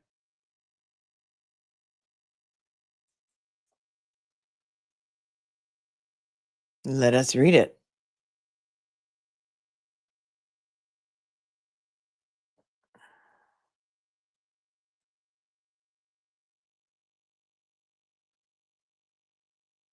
Is this the one from 7 minutes ago? All right, we'll put it up. So many people came onto my channel the other day and started like leaving all these comments like, Aiden thinks you don't have his back. Aiden's mad at you. Aiden trashing you on his channel. He wasn't. Like, I don't know what you guys are listening to, but he absolutely wasn't. I did a show and I read it to you, the decision on the motion to dismiss that was made in his case for those 16 indictments, of which 6 of them were dismissed, which I thought was a huge win. And I literally read the 37-page decision to you. And I guess people made some comments after the show. I was exhausted. I didn't go back and read through the comments. I have people for that. And there were some comments that upset him in the comments that had nothing to do with me. So everyone needs to just take a step back because I've always had his back. I don't know him personally. I met him, I think, once. Don't know him personally, but I am a huge believer in the Constitution and procedure.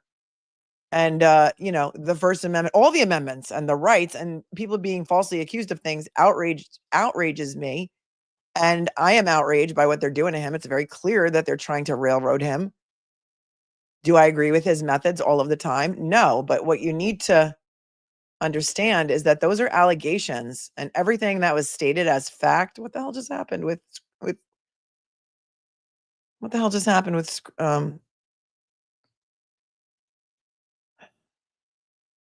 StreamYard has issues.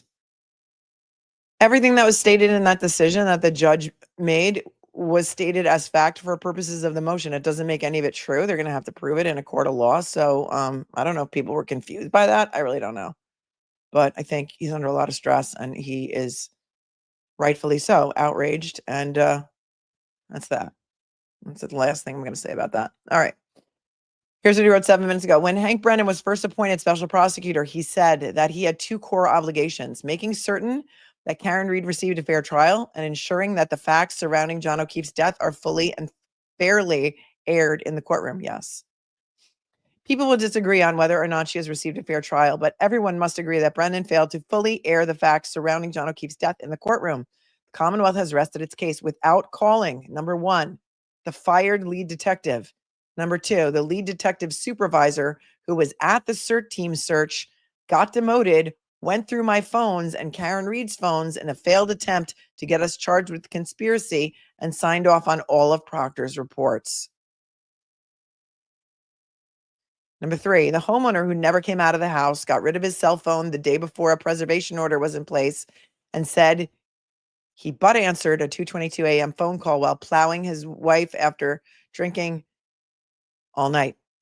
4, the homeowner's wife who got rid of the family dog and lied about the dog never attacking a human. 5, the homeowner's daughter who lied about what time she left before the feds confronted her. 6, the homeowner's daughter's boyfriend who woke up in the middle of the night to rush out in a snowstorm to pick up his girlfriend, knowing he had to go out plowing 3 hours later. 7, the homeowner's gigantic, I'm not going to read the slurs, but you get the deal, and you can go back and read the rest of this. I'll scroll through it slowly because it's very, very long if you would like to go back and read it later. Wow, look how many, 30 people that they didn't call. And he goes on to say, you cannot pretend that none of these people exist and say that you fully and fairly aired the facts of this case in the courtroom. Hank Brennan ignored the facts and witnesses of the case because the facts and witnesses are very bad for him. Hank never wanted a fair trial for Karen Reed or justice for John O'Keefe. He wanted a conviction at any cost so he could bolster his professional career, and he is going to fail. I think he's not alone in feeling that. All of the witnesses that he didn't call, he did say when he first came on this case, I am here to make sure that Karen Reed gets a fair trial, and I'm going to do everything by the book and do more than I even need to do. And he's repeated himself ad nauseum in court for ever since he came on this case about how he's doing everything. He's so great and how he is doing more than he even needs to and giving them more things than he should. Let's see. Sue O'Connell was on standby. Did she get in?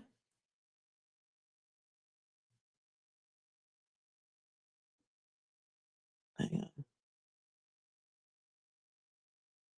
Oh, she did get in. Okay, here's what she said.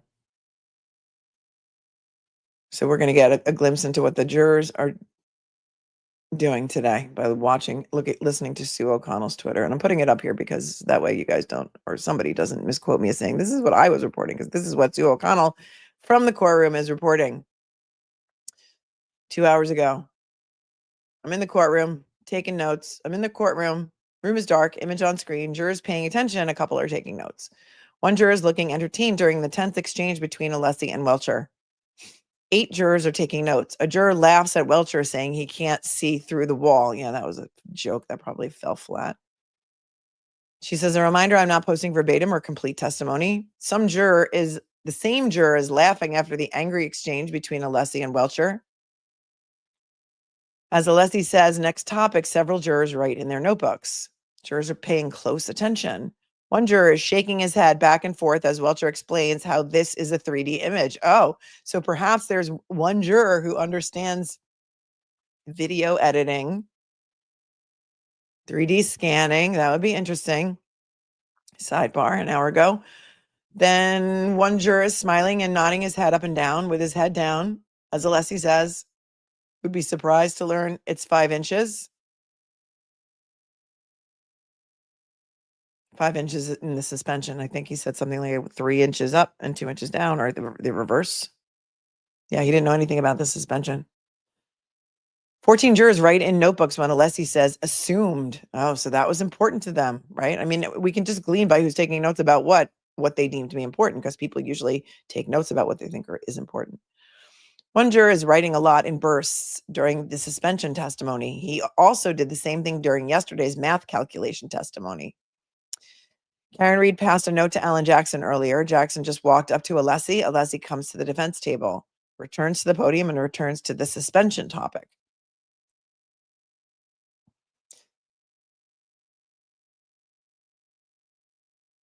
Janice, you don't need to come to the defense of the mods. Will take care of it. Who's here? Do we have mods here? Little Cupcake is here. Becky gifted 5 memberships. Thank you, Becky.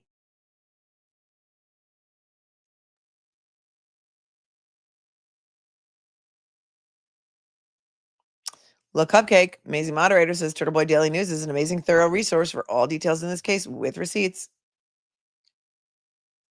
Sue O'Connell goes on to say, I know many people who are more experienced than I am say that Karen Reed isn't as involved in her case as it appears, but I can tell you from firsthand in-person observations that routinely notes she gives her team during witness testimony results in some sort of action.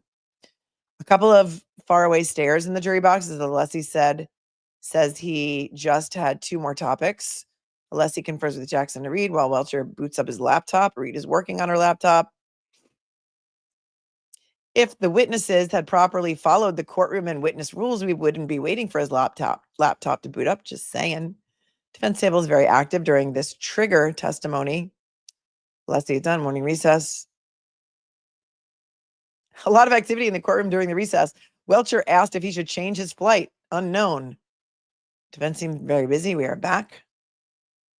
Brennan is up on redirect, says good afternoon. Welcher corrects him. Good morning. Good morning. That was so rude. Brennan has the juror's attention as he asked about signal. Welcher has never used an encrypted act to communicate with the Commonwealth. There is a struggle to get a zoom on the slide. Brennan looking to clean up and allegations of confirmation bias. Brennan is done. ALESSI up for more cross. Confirmation bias. Another jury would have probably laughed or smiled at Welcher saying he's probably bored this jury, but not this bunch. Oh, so when he said, oh, I've probably bored these people to death, they didn't laugh at that. Because they were like, yeah. I don't know what that means. I don't know. So O'Connell then says, Welcher is done. Judge says you're all set. He says, oh my God, finally. The jury in court laugh. While we wait for him to pack up, a juror gets a new notebook from the court officer. So at least one juror has been through all of the notebooks that they've been given thus far. So there's that. Rescue Puppy says, my daughter is named Eugenia after my dad, who was named after his aunt. Cool. Cool. That's a pretty name. Gail, are they done for the day? Yes, they're done for the day. They're starting their case in the morning, 9 a.m. May, can we add the wait by the band to the playlist? You read my mind.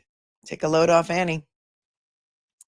Karma Matters, Justice Officer John O'Keefe. Auntie Bev, what happened to allowing the defense a wide cross-examination of the experts that you allowed to change their times, opinions, days before the prosecution rests? Yeah, it was brought out that one of the reports wasn't turned over until 3 p.m. on Memorial Day, which was just Monday. Today's Thursday.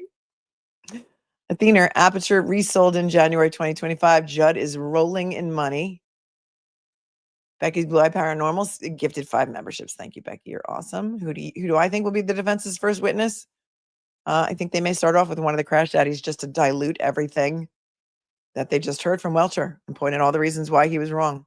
That would be a good way to start. Start off with a bang, bang, bang, bang. But I don't know. Don't know for sure. But we're going to find out tomorrow morning. So don't you worry. Gerald said, didn't Burgess testify yesterday that he had no initial hypothesis? You mean Welcher? Because Welcher testified yesterday. In fact, he only followed the evidence, but today he just said he started from the premise that the car did not hit O'Keefe. Yes, he did. He just said, this is all the stuff I got. These are my conclusions, and peace out, bro. Trust me. Trust me, bro. You can't make it up. You can't. You just can't. Joni saw a video from Toyota that all events have date and timestamp if Lexus has a navigation system. Karen's had the navigation, so why are we guessing? That's a great point. Great point. I don't know. It seems to me like there should be something in the system of a Lexus registering a collision. And if there is, why don't we have access to it? Some cars, like I said, will call 911 for you when you're in an accident because the car knows you're in an accident. Andrea, thank you so much for your Venmo. Thanking me for Karen Reed.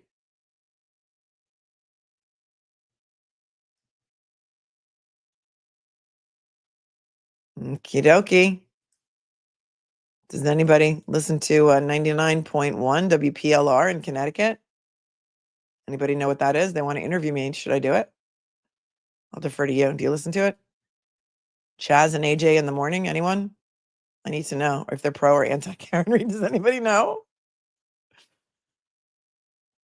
I did go to school in Hartford for 1 year at Trinity College many years ago. In fact, Tom Kokonowski and I were did freshman year together at the same school at the same time, and we didn't even know each other then. We only met through the camp trial.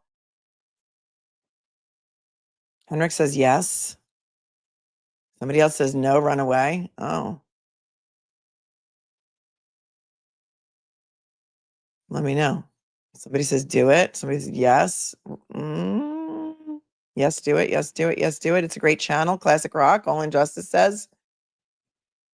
Oh, R&M says do it even if they're anti-Karen Reed. You, of all people, can change their minds. Do it. They're good guys. All right, Gregory Edwards is giving them a good review. Excellent. Kim says Connecticut girl here. They're a great show and a great set of guys. Oh, cool. Awesome. Thank you guys. See, I'm so glad I have you. I'm so glad that I have you. I'll go back and read the chat after. Thoughts, questions, comments, concerns before we wrap for the day. I have the poll still up and we may come back and do something else this afternoon. Is Welcher likable? I'm going to end it. We're at almost 9,000 votes. So a couple more people, get your votes in. A couple more. I did say I would play Girl with Sunglasses for you, and I think she'll be cool with it. So did she put up anything yet? Oh, she did. Hold on. It's new. It's new.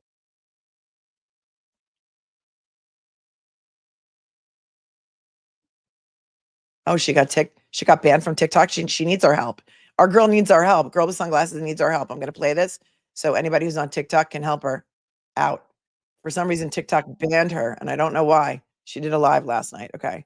We're going to end this poll about Welcher being likable or unlikable. We have 9,088 votes.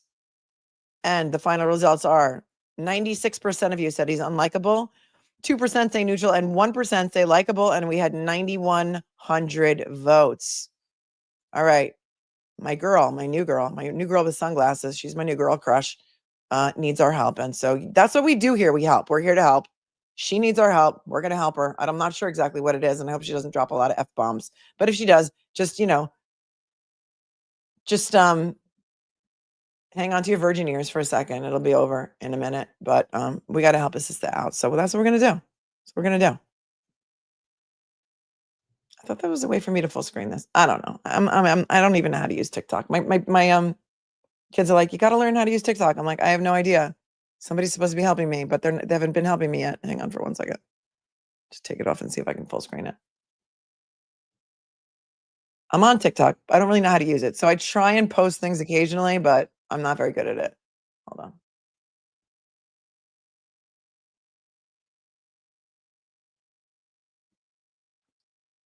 There was a way to make it full screen earlier. How come it's not working now? Hold on. What if I double click on it? Oh, I don't know. All right. I'm going to put it up. Here we go. Girl with sunglasses. That's who she is on TikTok. She needs our help. We're here. We're here to help. Here we go.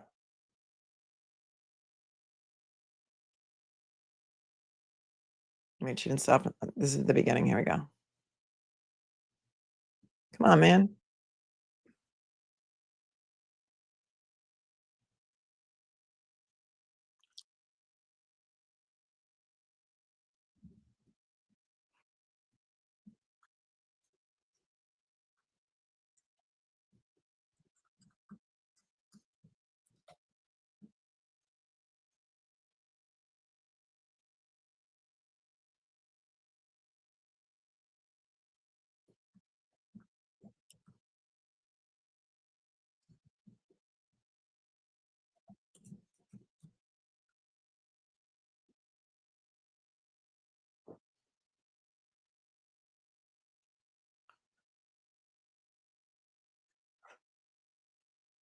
You can't hear it? Wait, what do you mean you can't hear? Why can't you hear it? Hang on a second. Maybe I got to share this another way. Stop, present, share. Thank you. It took me long enough to look at the chat to figure it out, right? Sorry about that. Hopefully now you'll be able to hear it. She needs 50 more subscribers on YouTube. Your help. Come on over to YouTube where all the cool kids are. Guys, Right? Tell me if you can hear it now. guys, I need your help. Hear it now? Last night, TikTok did the good old censoroo and banned me from live for 24 hours. So if we want to break down the Karen Reed trial tonight, I need 50 subscribers on YouTube. It is free. So I need you guys to go onto my YouTube channel, hit subscribe. That way we can break shit down tonight. My YouTube link is in the bio on my TikTok. And if you can't find it there, just go on YouTube and search Girl with Sunglasses and you're going to find my lovely little face. Okay. Like, share, repost, whatever we have to do so we can keep the Girl with the Sunglasses chat going. I'm going to tell my lovely co-host to meet me on the other side. There's sound But now. I hope You're that behind. everybody sees this, and I will see you broads and bros later. Roger that. Guys, I need your All help. right, so wait, I'll play another video of her so you can see it. There's something wrong with StreamYard. It's not me. It's StreamYard. So let me try that again because she did a funny one yesterday on Judd the Dud Welcher that you might want to see. So let's see.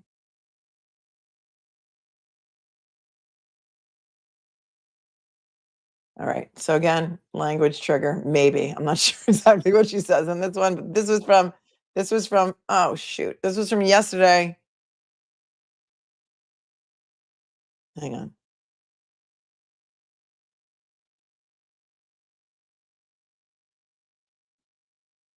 Stop. Present. If you can't hear, it's because you're behind. It's because you're behind.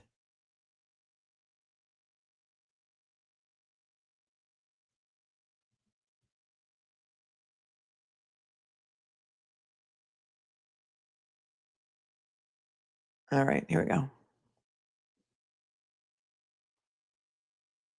This is from yesterday. This is after court ended yesterday. Done for the day, and your girl has a mother effing headache. Boo Boo the Fool himself, Judd the Dud, Blue Man Group Special, whatever we want to call him, is going to be known as the most arrogant asshole of a witness that we have yet to see. He actually, I can't even believe I'm going to say this, beats out Jenny from the crypt herself. So congratulations, Judd. Round of applause for being a dick. He comes across as such a mother effing know-it-all and a know-it-all of bullshit. He has based everything off of Karen's interviews. But he's not biased. He also has screwed up a timeline here where I have my notes. He has Karen going 34 feet in forward, 53 feet behind, and then while she is reversing, John O'Keefe is moving 83 feet, but she manages to hit him in the exact same spot that she was. My brain is fried. My brain is fried. Does anybody have the link? His little smug ass. Does anybody have the link to her YouTube channel? Because I'm searching up girl with sunglasses and I can't find it either, but she's girl with sunglasses on TikTok. You know what the link is in her bio? Give me a second. You can hear it now, right? She's on TikTok, but she said she was banned from TikTok for 24 hours or something. So she has to go to YouTube. So hang on a second and let me just see if I can find the link in her bio and then I'll drop it in the chat. And then we can easily get 50 people to subscribe to her in like 3 minutes. And then she can go live on YouTube tonight. So just hold, please talk amongst yourselves. You can hear her, right? No, it's not Nurse Kim. Her name is Girl with Sunglasses. Here we go. I'll find it. Just please, everyone, just relax. Take a breath. Take a breath. Take a breath. Whole comment when was asked if possible could the Lexus have ended up on the front lawn, and Judd the Dud thought that he was something else and responded with, it's possible it could have shot off to outer space as an engineer. Shut the fuck up. You know what I have to say? You're a disgrace, sir. This is a murder, okay? A police officer has been unalived, and we don't know what has happened. You want to come in and pretend it's Halloween and dress up as the deceased police officer and play the Blue Man Group Special with your little drums while we're all wearing fucking ponchos, and I need to put earplugs in because your voice is so annoying and you don't let anyone speak. And ALESSI is going bat to bat with him. And it is like, who is fighting and what are we fighting about? ALESSI is pissed. It is tit for tat. And it's like, who is going to win this? And I wanted to be like, BBB, go in there and say, shut the fuck up. Both of you, shut the fuck up. And Language alert, language alert. Because she is just huffing and puffing. But she's not letting ALESSI get a word in otherwise. He can't even form a question because all I hear is sustain, sustain, sustain, sustain.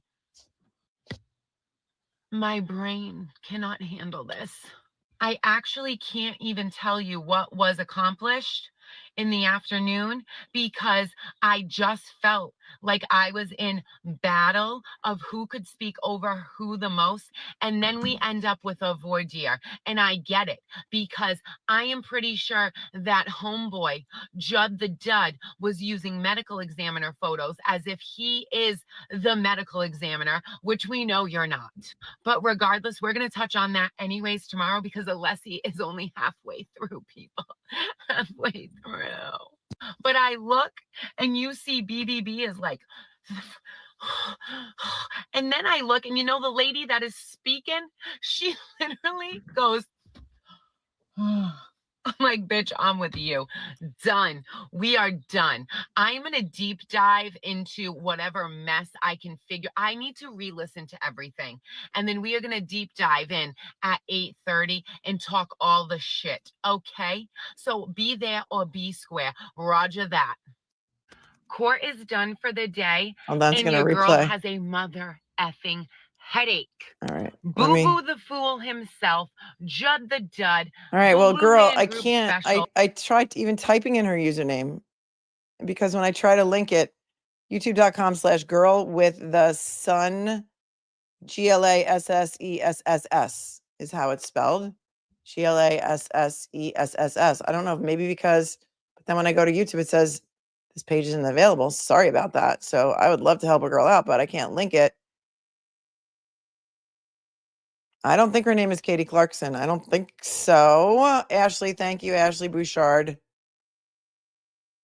And so I think she's hilarious. I think she needs some new subscribers on YouTube so she can go live tonight. So that would be something fun to watch.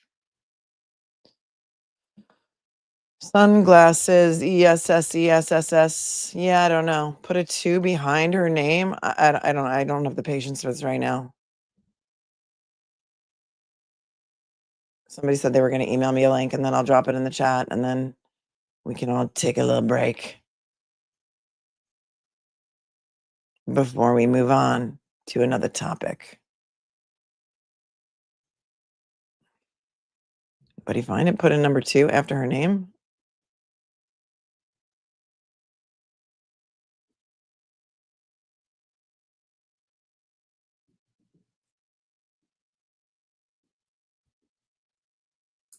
I'm losing my patience right now. Oh, thank you. Thank you, Paris Ray and the Crush, for helping me out there. I needed it. Hang on a second. Look at that. Coming to the rescue. Paris Ray and the Crush supporting the girl with the sunglasses. Oh, I got it. I got it. Thank you. Thank you. Here it is. Tell her I sent you in the comments. See if we can get her the 50 that she needs to be able to go live. We can do that easily. We could do that so easily. You guys can do anything. You have superpowers. Let me pin it. Okay. It is now pinned as of right this second. She's got, let's see how many she's got right now. 176 subscribers. Oh, come on. We can do it. We can do better. We can do better.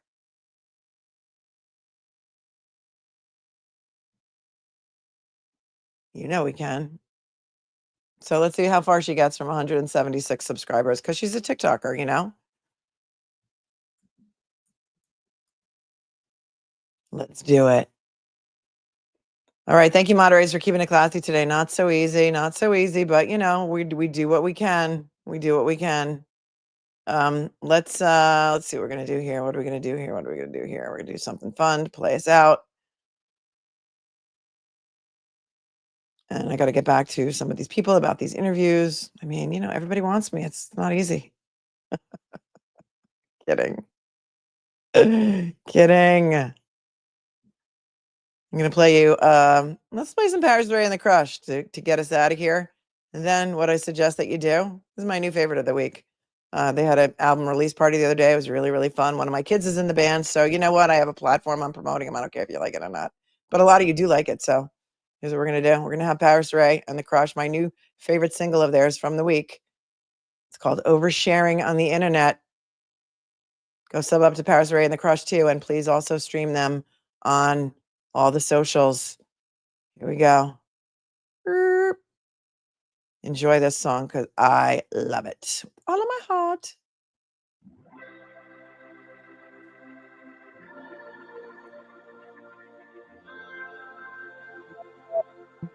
$9 a.m. for more, at least.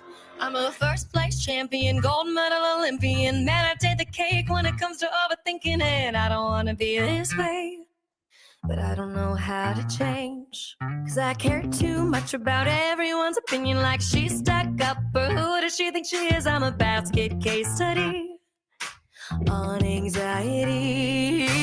I had this revelation last week in therapy. Came to the realization nobody cares about me. Nobody's analyzing the things I overshared. Isn't it so exciting? Nobody really cares. Oh no. Now I know that comes off a little self-deprecating, but it's not. I swear I found it liberating. Nobody gives a damn, so I can be exactly who I am. People got better things or way worse things to talk about than how I sing or what I write my songs about. If they've got shit to say, I probably don't like them anyway. I had this revelation last week in therapy. Came to the realization nobody cares about me. Nobody's analyzing the things I overshared. Isn't it so exciting? Nobody really cares. Oh no.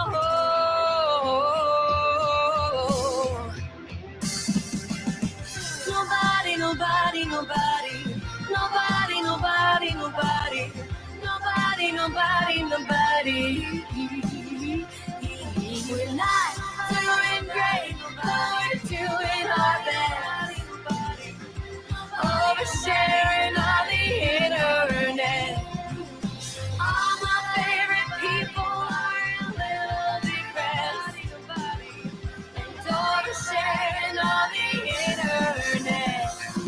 We're not doing great, but we're doing our best. Oversharing on the internet.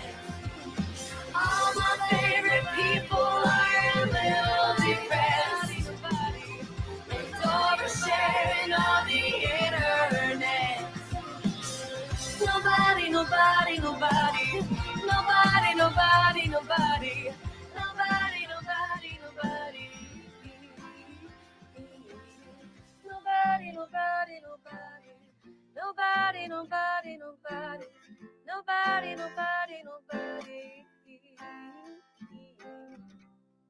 Maybe a fade out, I don't know. Here's the hat. It's awesome. Hold on, we're switching over to this one. Although that is a great version of the Taylor Swift song by Counting Crows. Here's the hat. Isn't it awesome? It is.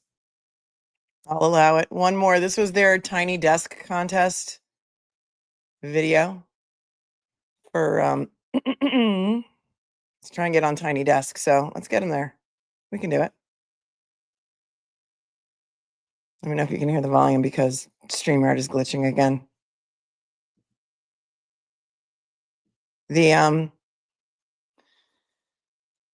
girl with the sunglasses link is pinned in the chat. The Paris Ray and the Cross merch. See, check out the hat. It's Miller High Life. How awesome is this? Love it. I also have a sweatshirt, t-shirt, all of it. I got all of it. All of it. Just let me know that you can hear this because again, StreamYard effing up again. It says it disconnected from the browser. Here we go.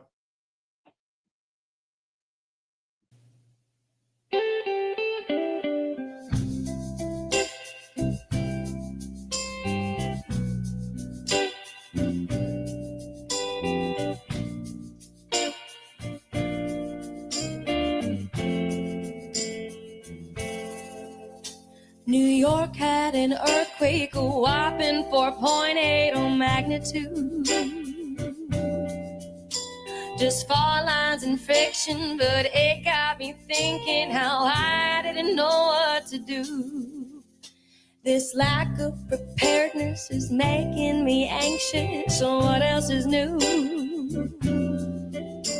A solar eclipse or the apocalypse, and I still wouldn't turn on the news, 'cause que sera, sera. Just do whatever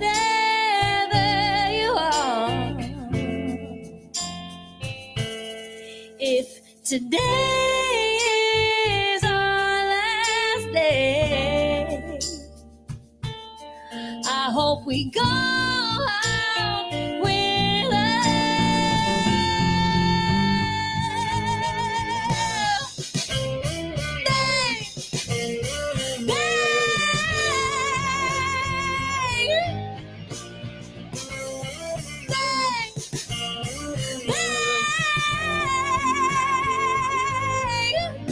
There's wildfires in the north and they turn the sky orange. The whole thing looks like something from a movie. Felt like we were doomed. We just all carried on with our lives. Not sure what to do when you're feeling like Truman and nothing feels real. Don't know what it says, if bracing for the end is the most human I ever feel. 'Cause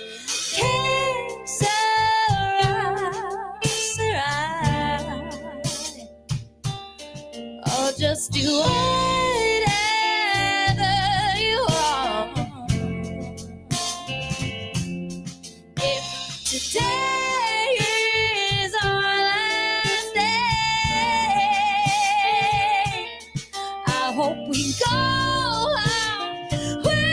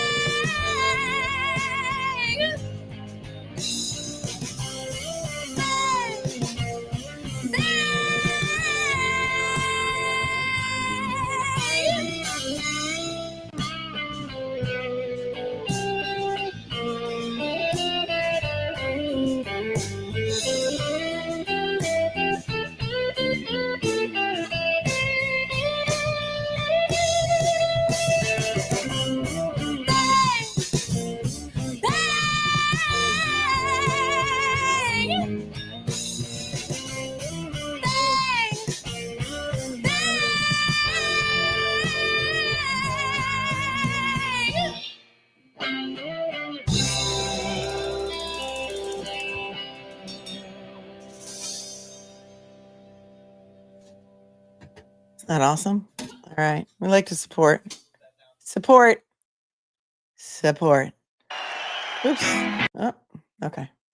All right. So I guess that's it for today. We will be back here tomorrow at 9 a.m. Maybe there'll be something else we can do later today to talk about. If something drops, we're here for it. A couple more super chats here.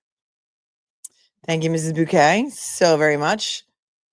Dobie Mama, do you think Bev denied ALESSI so Welcher could fly home today? No, I don't think so. That would be pretty outrageous. That would be pretty outrageous.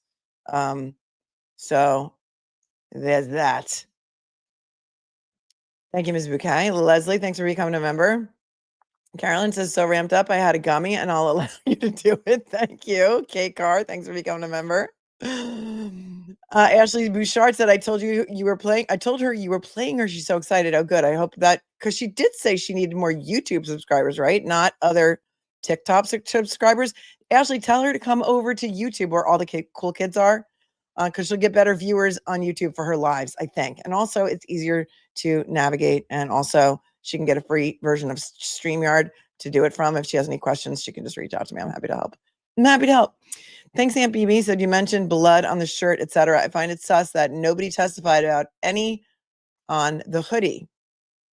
Are they claiming none exist? No, they had blood stains down the front of the hoodie, and they took during the trial one. They said that they the one girl who did it, one woman swabbed around the she swabbed for dog DNA around there, but also they tested the blood shirts. The blood stains on the sweatshirt, didn't they? Am I misunderstanding? Because they may not have tested them, but when they held that sweatshirt up, the hoodie, there were definitely blood stains all the way down the front of the shirt. And when I did a show with Andrea Burkhart, another fellow law tuber, also Deadhead, we went to see the Dead in Vegas at the Sphere together. It was her birthday weekend. It was so fun. Andrea is also a boxer. She said those are classic boxers. Blood spatter patterns all down the front of that shirt. Get punched in the nose, your nose breaks, you bleed out. She's seen it a million times. And yeah, we know that he had his hoodie on over his shirt, and there definitely were bloodstains on the outside of it. I want to know if he had a fractured nose. No one has ever brought that up. If he had been in an altercation and had been punched, he may have had a fractured nose, which caused it to bleed. And I still want to know the answer to that question. But nobody's asking that. And they're not asking about the socks either. I want to know about the socks. Where are the socks? Why weren't they tested for dog hair? Texas Cat, thanks for becoming a member. Roasted Bean said, ICG girl with sunglasses is Katie Clarkson. Confirm, please. I don't know about that, Ashley. Is that true? I don't know. Rose, Judson's tie knot is like his testimony. Barbara Brady, it's girl with the sunglasses. Yes, girl with the sunglasses. The link is pinned in the chat above you at the top.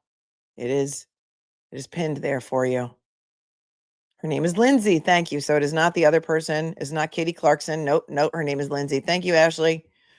Dana, apparently I met her at the fundraiser. How do I not remember that? Because maybe she didn't introduce herself as a TikToker. All right, Lindsay, we got to meet again. Dana the Drummer. This is unequivocally the best LawTube channel on YouTube. Oh, thank you so much, Dana the Drummer. That is so sweet. I really believe that. This is unbelievably classy chat. An amazing host, Melanie. We love you so much. Thank you. I appreciate you. Dr. Crosby, dog disappearance expert, says I had back surgery yesterday, but this is more painful. Oh my gosh. All the healing vibes to you. All the healing vibes. It's not an easy surgery. Stay ahead of the pain.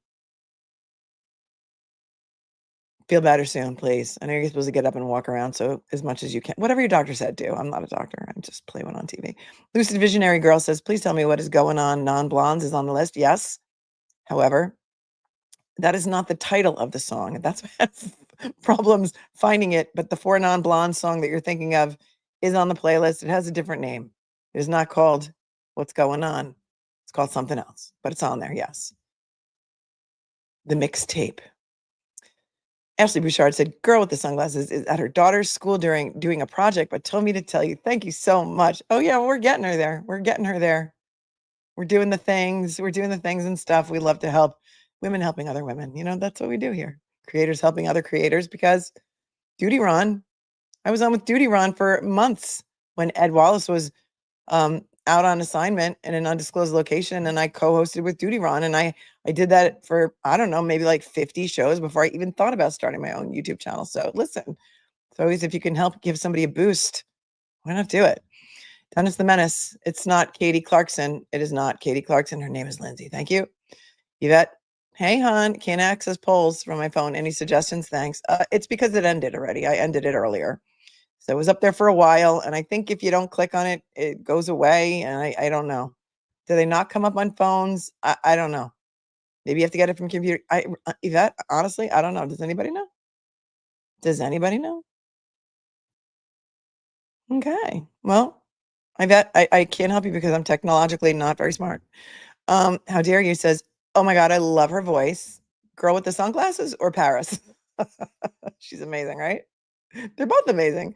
Amy says, has everyone seen retired Sergeant Peter Murphy talk about these corrupt cops? He's 100% back in Karen Reed. Has a lot to say. I know Peter Murphy. He's a great guy.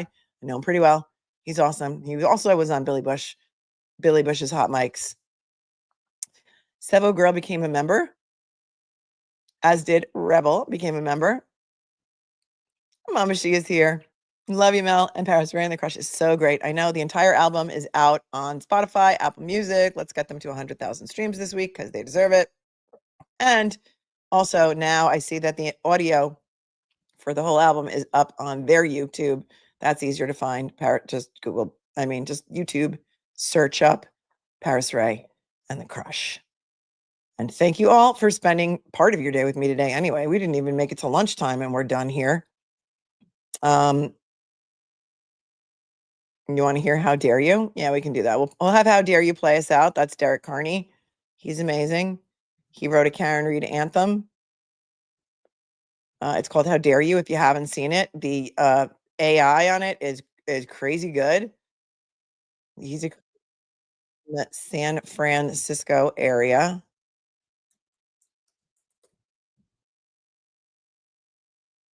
And it's crazy. The AI here is crazy. So let's take a look at this. I got to move this over here, do the things with Paris Ray and the Crush, the girl with the sunglasses. I'm going to say goodbye to you now. Stay cool, stay kind, stay classy. I love you with all of my heart. If you haven't seen this before, stick around. It's really good. And the AI might just even like freak you out a little bit, but the anthem is good. It's the new Karen Reed theme song. Derek Carney is his name on YouTube. You can find it.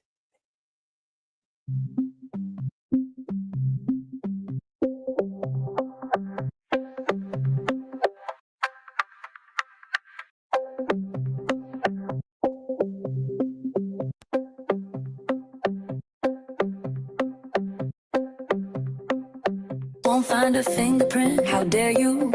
How dare you? Won't find one drop of spit, how dare you? How dare you? There's no evidence here, how dare you? How dare you? But the truth falls on a deaf ear. I'm innocent, how dare you? Magnificent, how dare you? Your accusations are not based in reality, and I deserve much better than you're treating me. When you die, you will see what a monster you've been to me. Is my love not enough? Can't you just be happy in this love? Why you gotta make it so rough when we've been blessed with this gift from above? Won't find a finger. How dare you? How dare you? How dare you? How dare you? Won't find one drop of spit. How dare you? How dare you? There's no evidence here. How dare you? How dare you? But the truth falls on a deaf ear. I'm innocent. How dare you? Magnificent. How dare you? You my one. You're my 1, 2. You're my 1, 2, 3. I love you. I need you. Just believe in me. I'm innocent. How dare you? Magnificent. How dare you? How dare you? How dare you?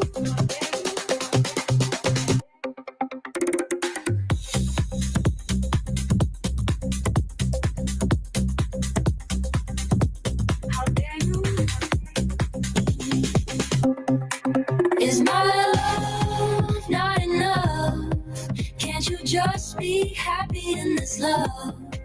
Why you gotta make it so rough when we've been blessed with this gift from above? Won't find a fingerprint. How dare you? How dare you? How dare you? How dare you? Won't find one drop of spit. How dare you? How dare you? There's no evidence here. How dare you? How dare you? But the truth falls on a deaf ear. I'm innocent. I'm innocent. How dare you? Magnificent. How dare you? Stop this judgment. How dare you? I'm heaven sent. How dare you? You're my 1. You're my 1, 2. You're my 1, 2, 3. I love you. I need you. Just believe in me. I'm innocent. How dare you? Magnificent. How dare you? Stop this judgment. How dare you?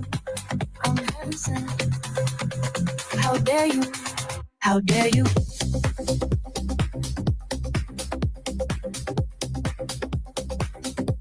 How dare you? How dare you?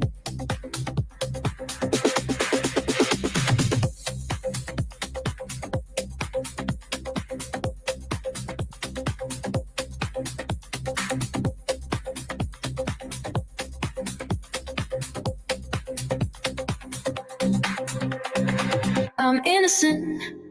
How dare you? Magnificent. How dare you? Get yourself right, 'cause I absolutely don't deserve this. And I've put up with it for way too long. Better wise up, straight up. Get it together,